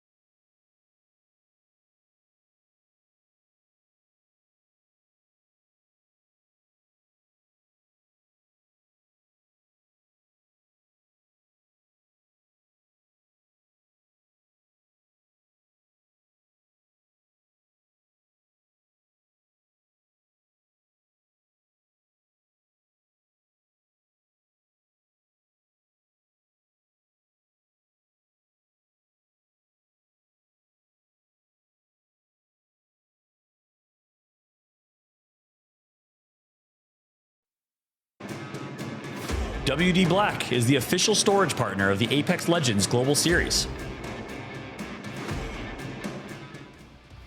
Welcome back, everyone, to ALGS EMEA Match Day 8. We've got Groups A versus C, and Gaming Gladiators just fended off an entire lobby to get the dub there in match number 5. I'm Spider Tip. Joined alongside me is the lovely Vicky Kitty, and we've had the pleasure of bringing you all the action, but it's not over. We have one more game, Vicky. Yeah, I'm excited. Game number 6, especially with Gaming Gladiators coming in swinging for game number 5. What more do they have in store for us as we go into our final game of the day? So much action and such close quarters action with a lot of these squads trying to fight to stay in the top 5 at the very least here with such close points that we have currently. Yeah, it's been really interesting to watch a lot of these mid games. Sometimes they were a little slow there on World's Edge when we had like the fragment ending, everyone occupying a building, trying to play the long haul. But today, there were so many fights, so many chokeholds, VZN going incredibly strong there. But now the question is, who will come out on top? Since Ascend is not really controlling all of the points at this point in time, they had, triple digits on the last grouping of this. So now a plethora of teams looking to fight for the top of the leaderboard, and it is incredibly close. I love highlighting that because Ascend kind of taking a step back, saying, you know what, we can't take it all from them. You know, we got to sometimes give it to the other ones, the other squads that are looking to at least compete in LAN or avoid getting relegated out here. Ascend still remain consistent though, don't get me wrong, and they're still looking to try to take at least a dub in this lobby after they were able to take 4 dubs. Day number 6, breaking records out here with a triple-digit match point that they were able to rock on that day. They're still pretty consistent. They're still able to sit in the top 3, top 5 situation here in Group A versus C. But as we move on to this final game tip, is there any squads right now that you have on your radar that you're looking to see perform? Oh, I just want to see Game Ward keeping up the domination. Every time we cut to them, they're in a little bit of a skirmish. 90% of the time it's over there with Fire Beavers, your map 1 winners. And I was like, hey, why is Fire Beavers not really having a lot of success throughout some of these maps? Why can't they get some more eliminations? Well, that's because Game Ward has been the absolute thorn in their side. And look at this map, Vicky. And I think it was really smart for Gaming Gladiators to drop down into Checkpoint, not take that contest, because what happens the moment they don't do that? They get a map win. So now, excited as they are currently inside that next zone, should have a relatively free rotation. But man, Scars out in Fish Farm is gonna have to go the distance.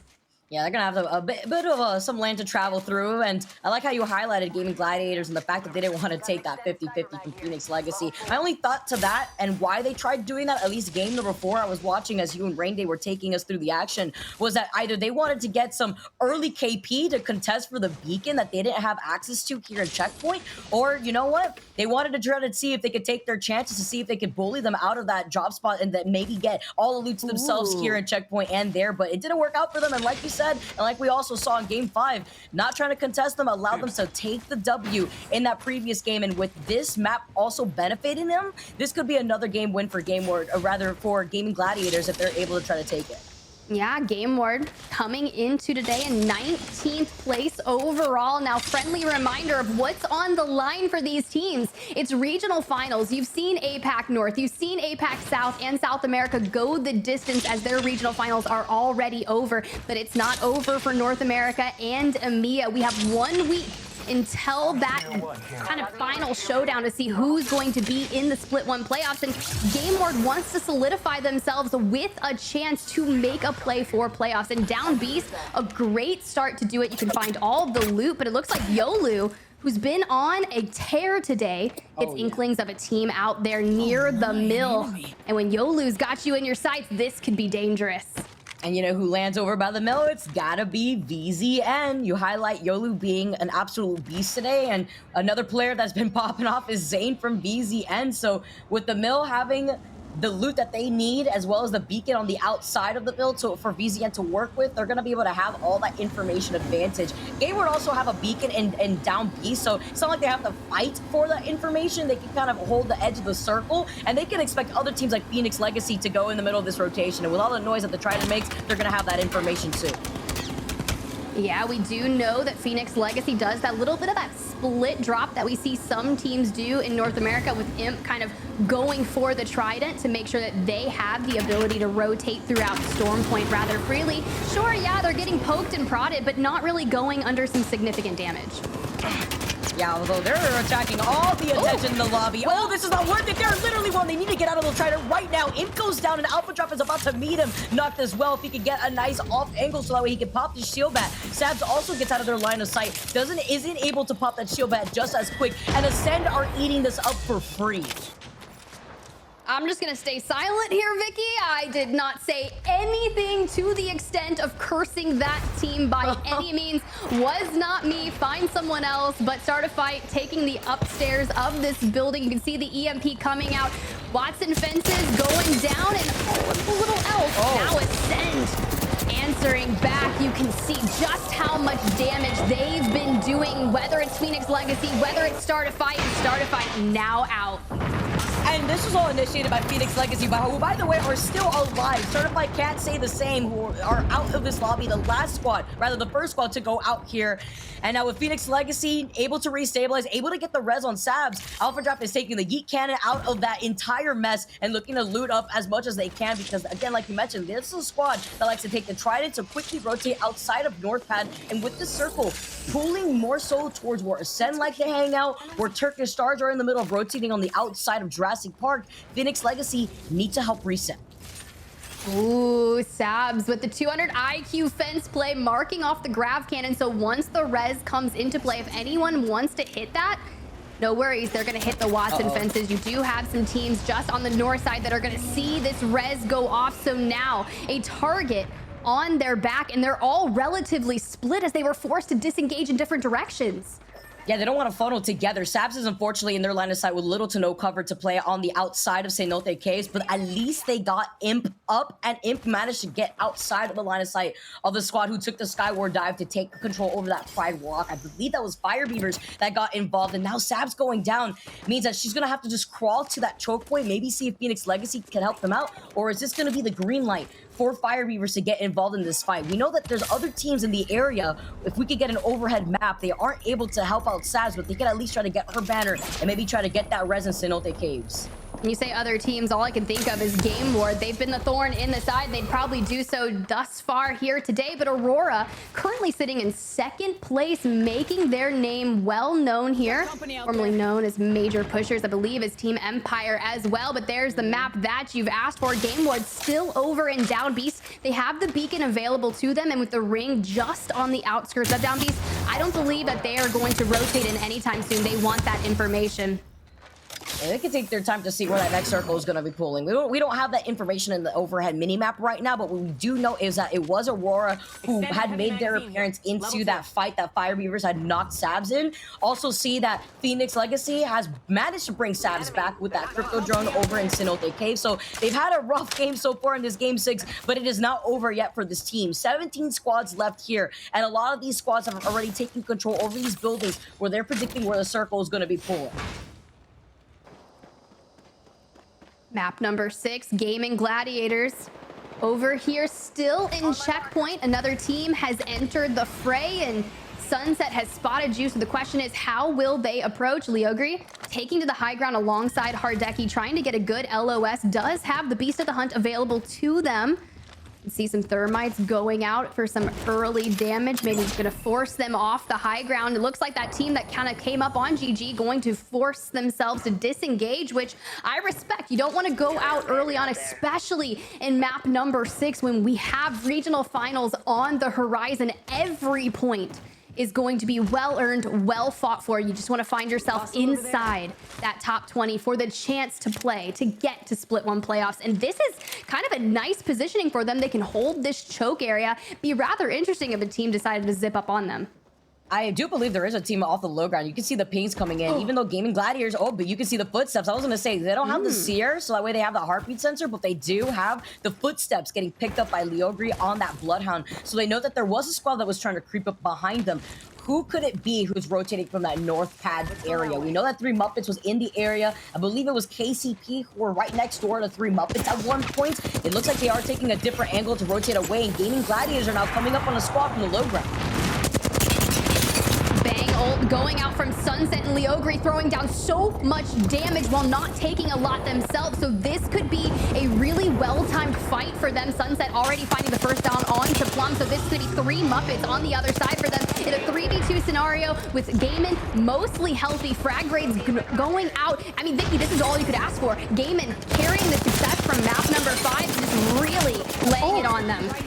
Oh, he managed to pop the shield at the very end, but Gaming Gladiators need to restabilize just as quick after they're able to eliminate 3 Muppets. We know who's going to be rotating from down beast, none other than Game Ward, who are getting involved right next. Saw them right in front of Leogri, but he was busy real quick trying to restabilize. Now they're just trying to force their way on the outside of the circle. Can Sunset pull off that syringe before Game Ward are trying to fully send it to them on the outside of that circle? Bro, they yeeted. They disengaged. They were like, we got to get out of dodge. You saw the black hole coming in from Yolu. But the fact is, Gaming Gladiators pushed into the zone further to disengage. Now, hopefully they were able to get some heals off those bodies, or maybe they were like, hey, let's go hit a bat, get some shields going in, and then throw back in. But Psycop does have the Rolling Thunder still available. 16 squads left, and Game Ward holding that number 1 spot. They are out for blood. They want as much KP as they can work with to ensure that they take that first place spot.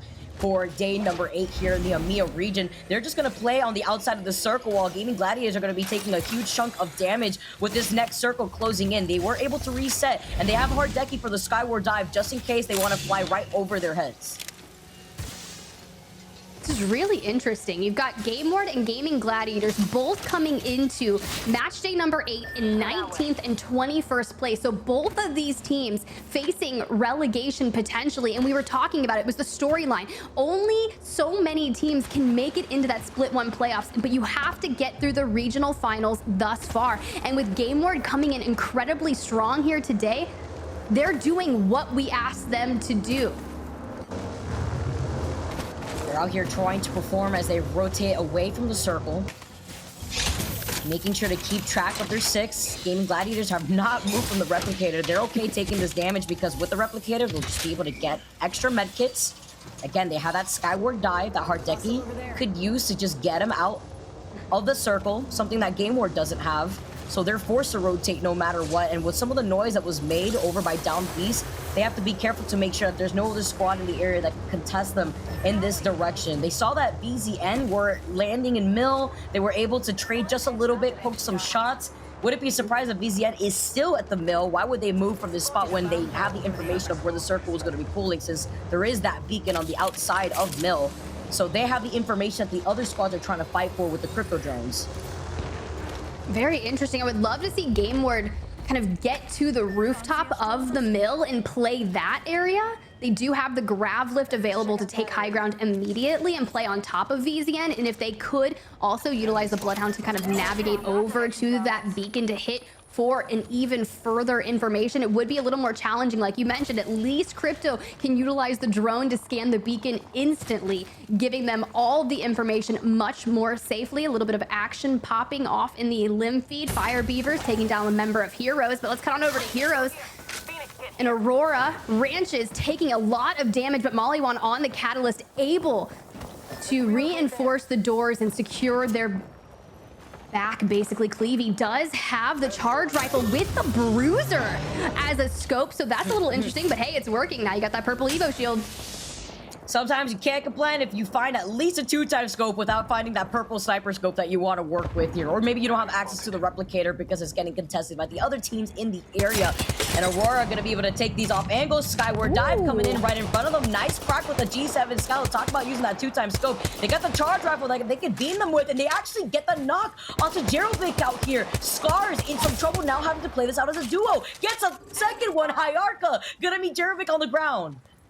Bro, is Aurora playing Duck Hunt or what out here, bro? That is not good for Scars in any way, shape, or form, and they're still maintaining their space. Fire Beaver is going to be the one to eliminate Scars as well, and looks like Impulse is your new kill leader of the lobby, so good to see that Fire Beavers haven't run into Game Ward just yet, but Game Ward does need to make their rotation from outside of that ring. The question is, who are they going to run into?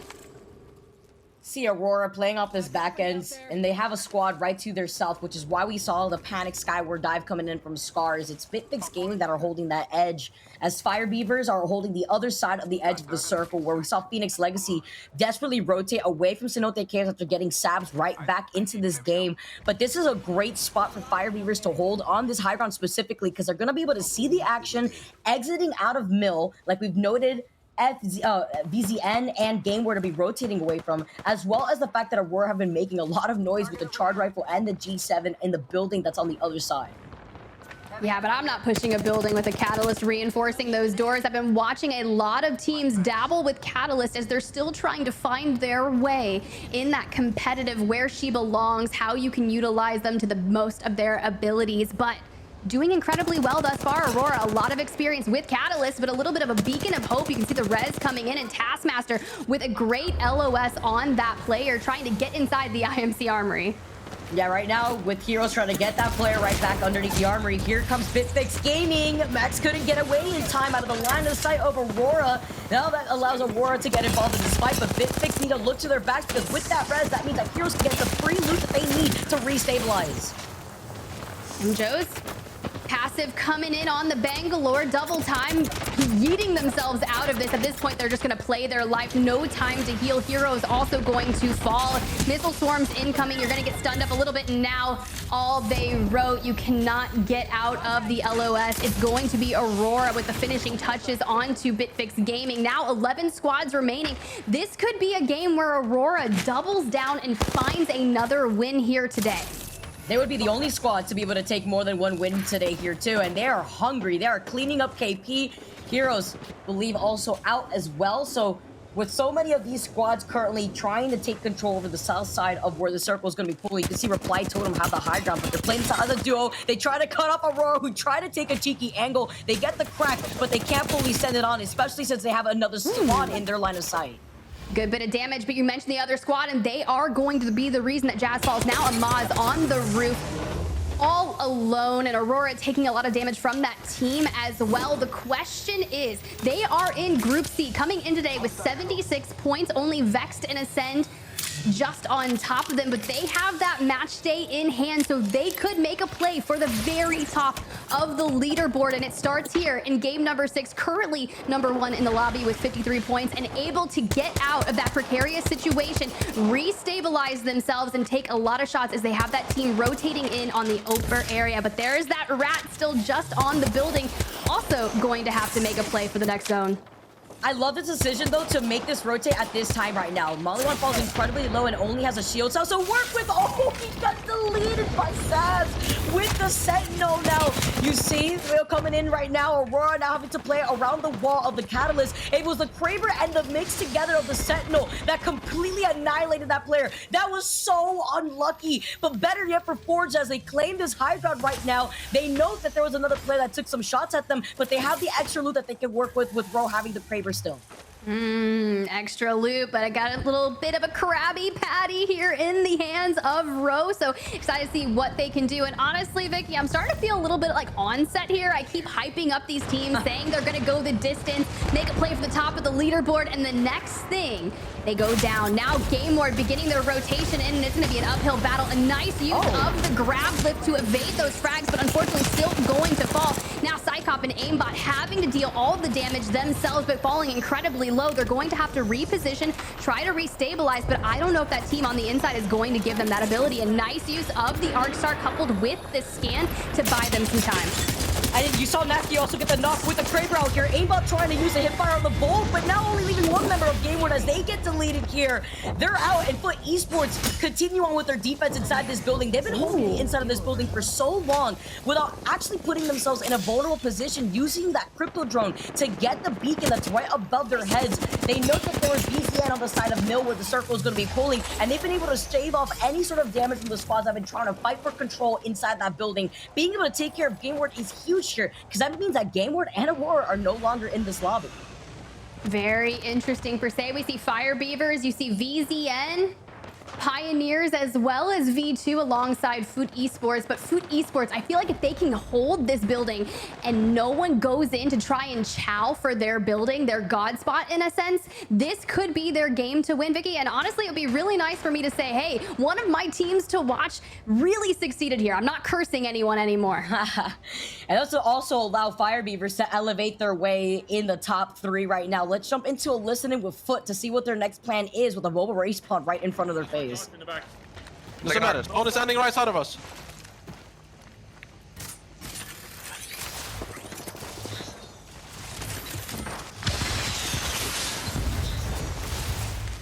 Where the 3 teams are? There's one team up there. I see an enemy over there. One team in the building, and I think one team on the rock, like further up. Yeah. Okay. They go up here. Yeah, up here. They're gonna run down here. They're gonna run down here. Okay. If this team is aping us. They're call back. I'm using my EMP. I'm they're going to organized. EMP ready. Give me EMP ready for that. One nade. Is there more nades? I know. Wait. Here. Oh, they're playing through. You can ping on me. You can maybe knock him. They're just playing inside. I think I saw a horizon. They're probably gonna play here later. Yeah. Play that wall later. Yeah. That's where we One is on the rock. 50 packs. Play it out on here. One is up here. 2 push off on this side, okay? Look what I'm pinging. Is he even in there? 1, 2. Yeah. Yes. All 2 teams. It's right outside of us. Yeah, people are gonna play that wall. We have.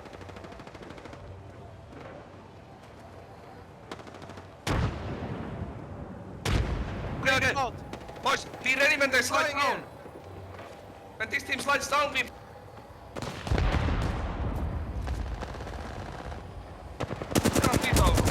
The play 2 there, 1 here. We're not alone, squad. Got a bogey.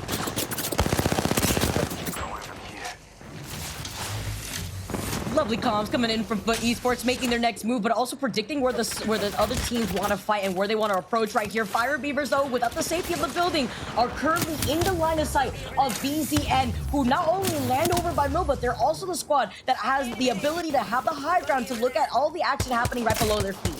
Look at all the space that VZN is looking to occupy. You heard it in the comms from Foot. They were saying this team is going to play the high ground, and they are doing just that. Taskmaster still alive from Fire Beavers, but unfortunately going to fall just there. The fact is, they were able to survive for this long. I don't know if this res is going to go off in time. This is going to be very damaging from the ring, but able to slide out just in time. Now turning their attentions onto Foot, finding a nice shield crack, but VZN just biding their time and taking up all the space.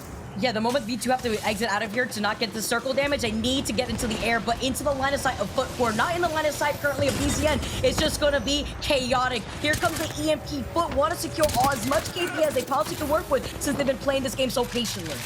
V2 now eliminated, so it's going to be a 3v3 VZN versus Foot Esports, and all the damage going out, but they're going to have to make their way, and VZN is split with a lot of different LOSs and some cheeky angles, trying to destroy that ult, but now not last alive, Vicky.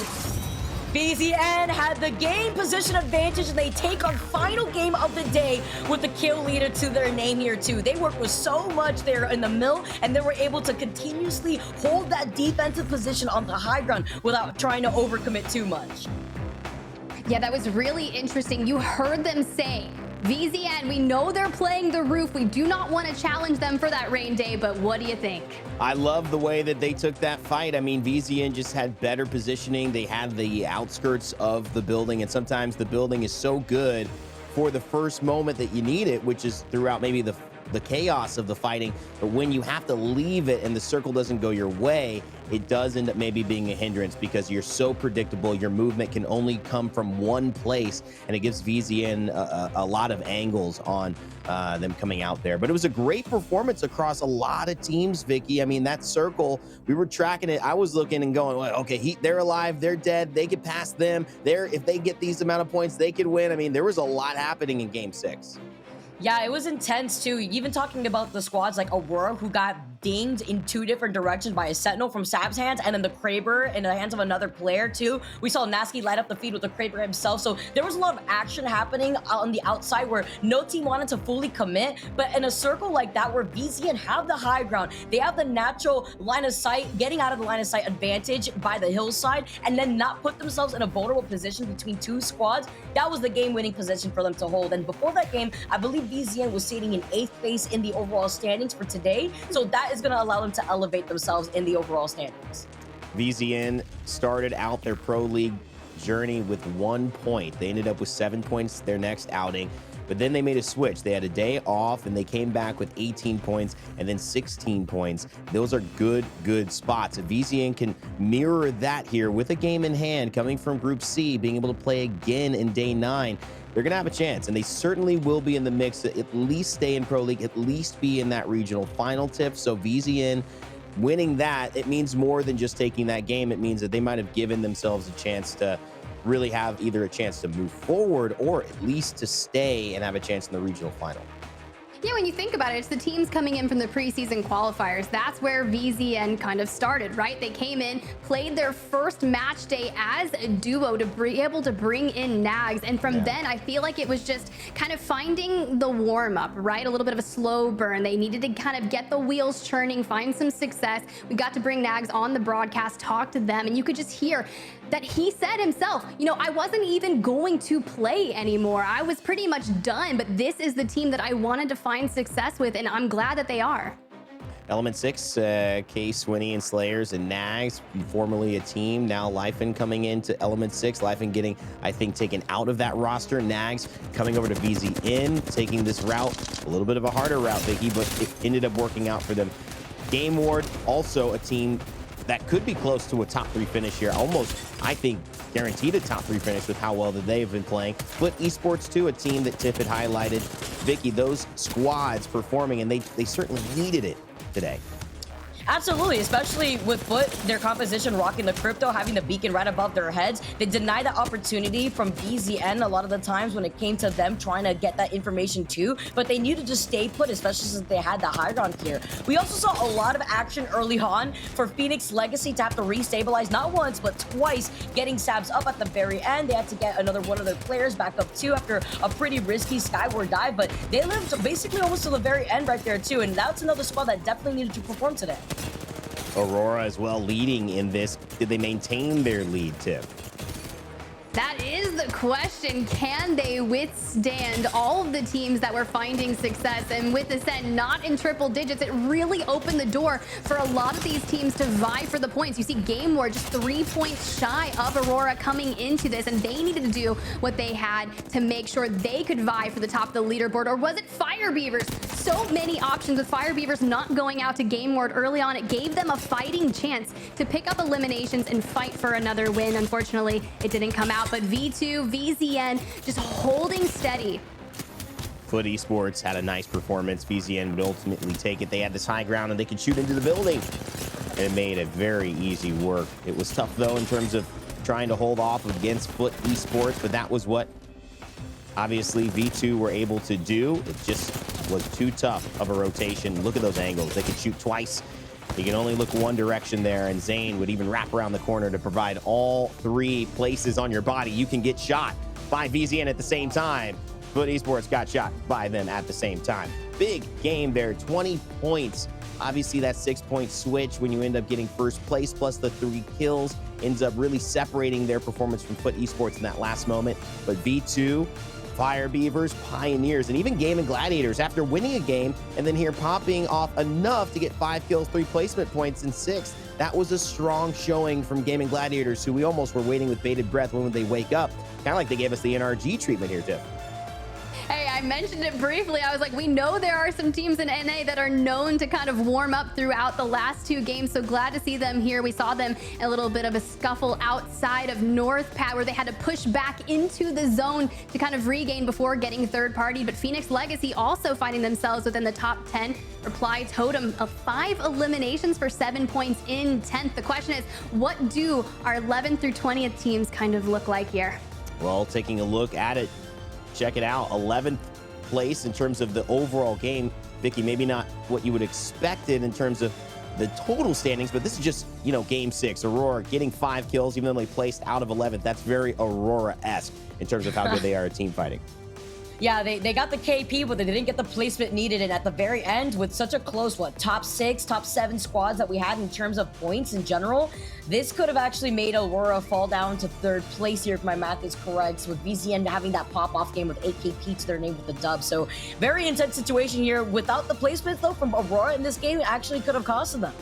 Let's take a look at what happened today. At the top, it is VZN here with the win, who eke out over Fire Beavers with just 2 points. The difference is in the last moments of the last game. VZN take a 1st place win, and that is huge for them. They were 4th last time they met with B versus C. In terms of A versus C, they were 3rd, so they notoriously are getting points here in their last 2 games, and they go from 18 to 16 to now 25. Tiff, give me a reaction here to this leaderboard.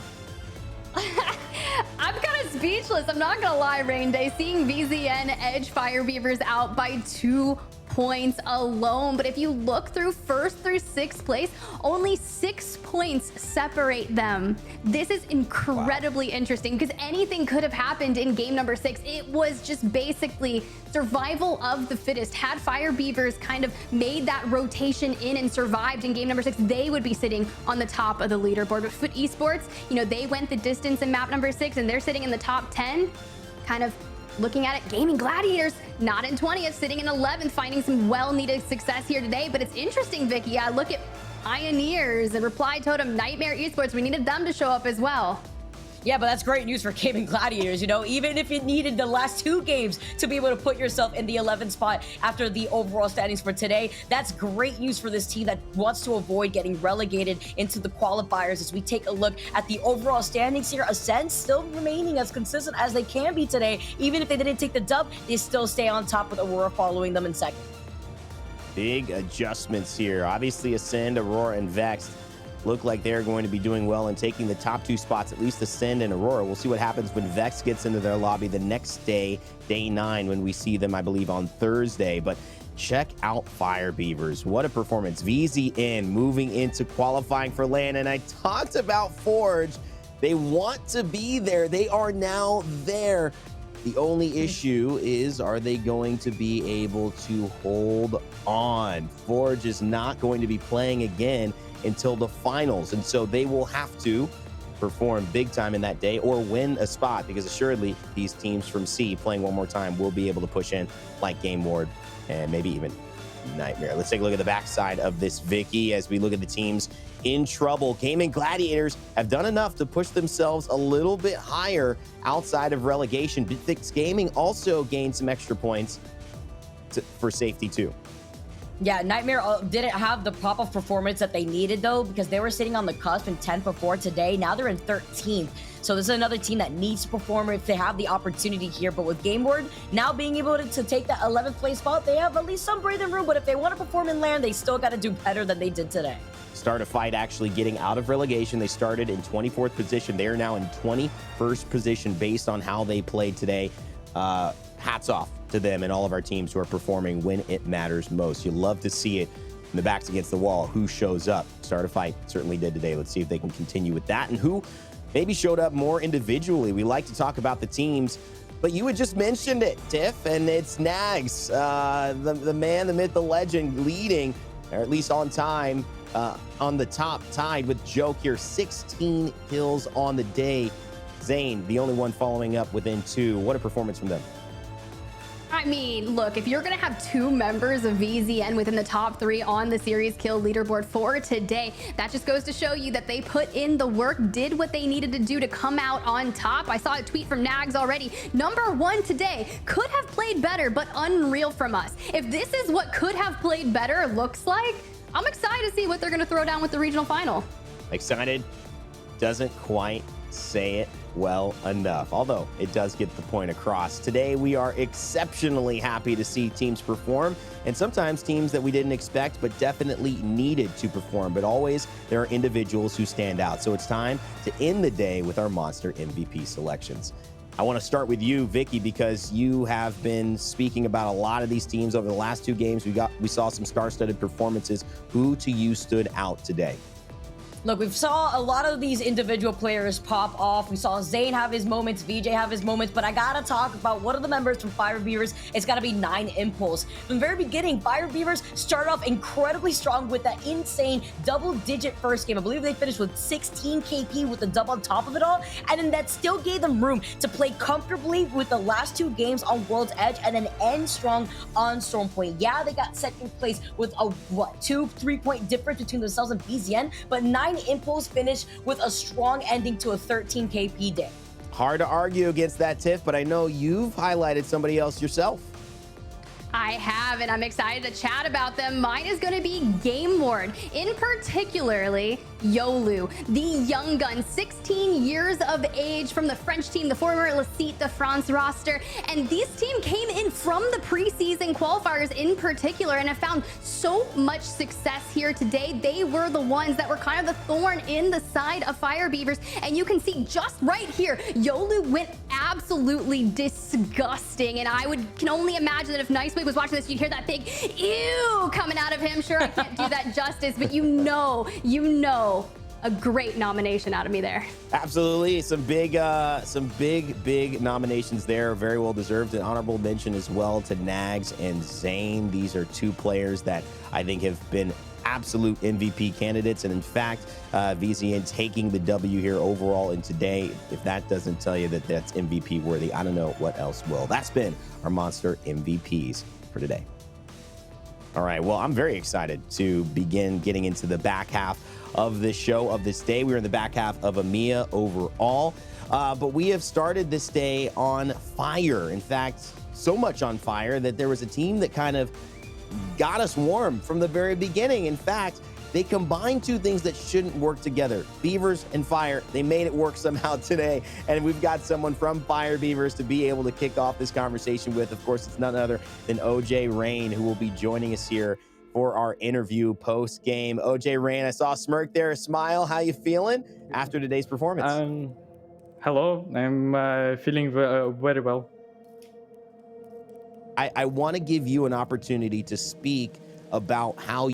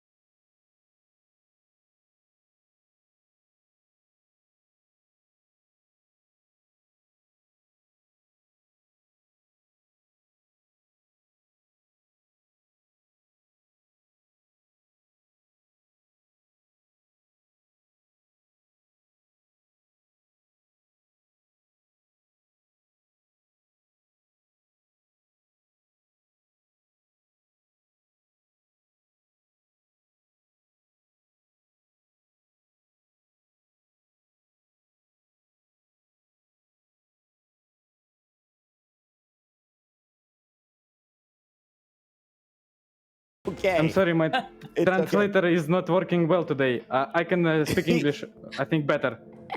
Was it? Yeah, you might have been doing better than that, OJ Rain.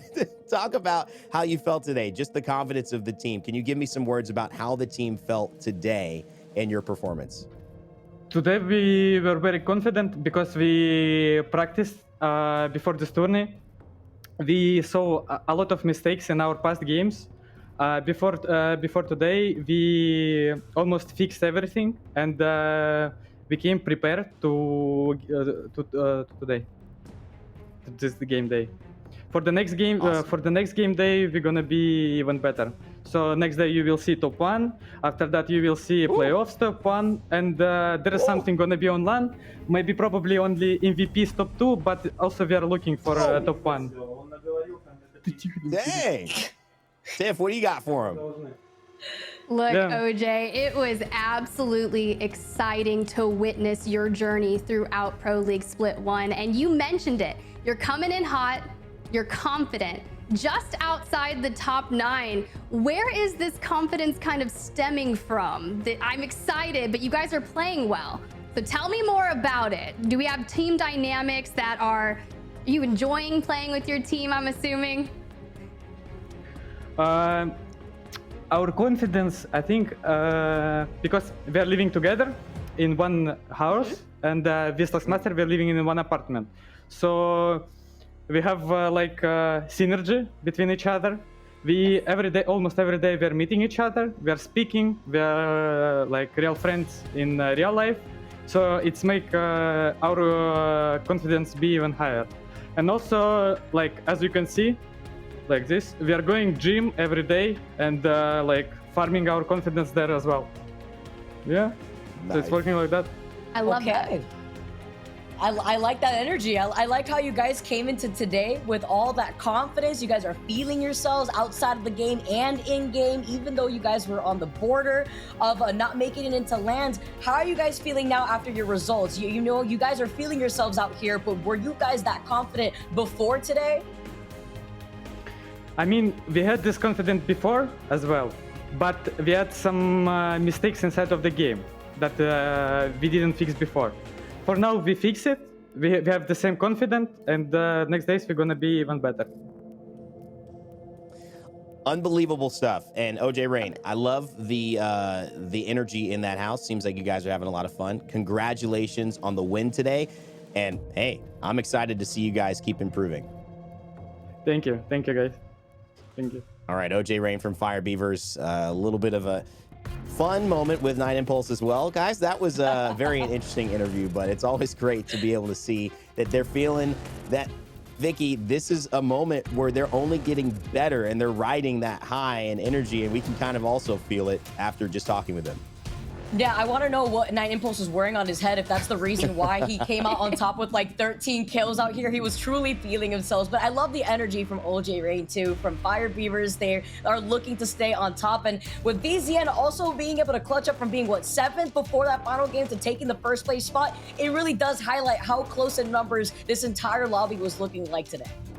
Tiff, you know, I want to get your final thoughts. You casted those last 2 games. You were a part of seeing OJ Rain and 9 Impulse, who was one of the people that you highlighted alongside Vicky in terms of MVP performances. What are your thoughts here after day 8 and EMEA finishes, and we've only got 2 more to go?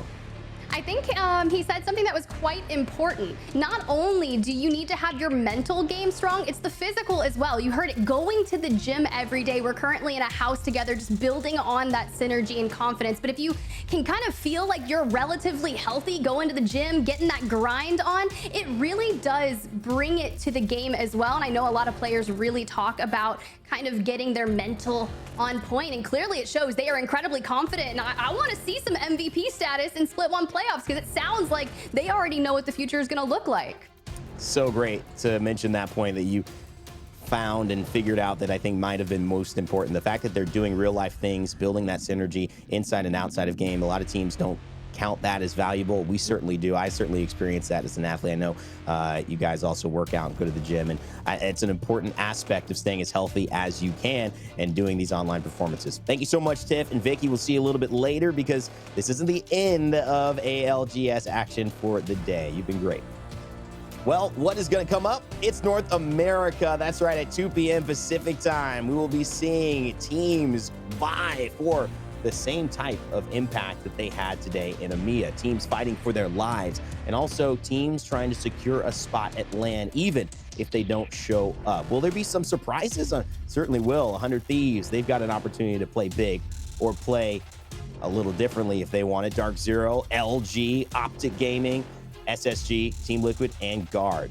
Can't wait to see what they have in store. It's been a great day of EMEA action in the ALGS. It's day 8, and this was Group C versus Group A. A will have to sit out and wait until the regional finals, but B and C get to go together again on day 9. So you'll get to see if Fire Beavers can keep this up, if Aurora and Ascend will bounce back and claim the top spot, or if someone else will make it from relegation all the way into a chance at the regional final, like we saw start a fight to today. All of that coming up and more. My name's been Rain Day. We've been Vicky, Kitty, Spider Tiff. Thank you to production, everyone involved in the show, and you, the Chad, the Apex family, who's been hanging out with us. We'll see you very shortly later this afternoon for some North American action. As always, never give up, never stop gaming. We'll see you then.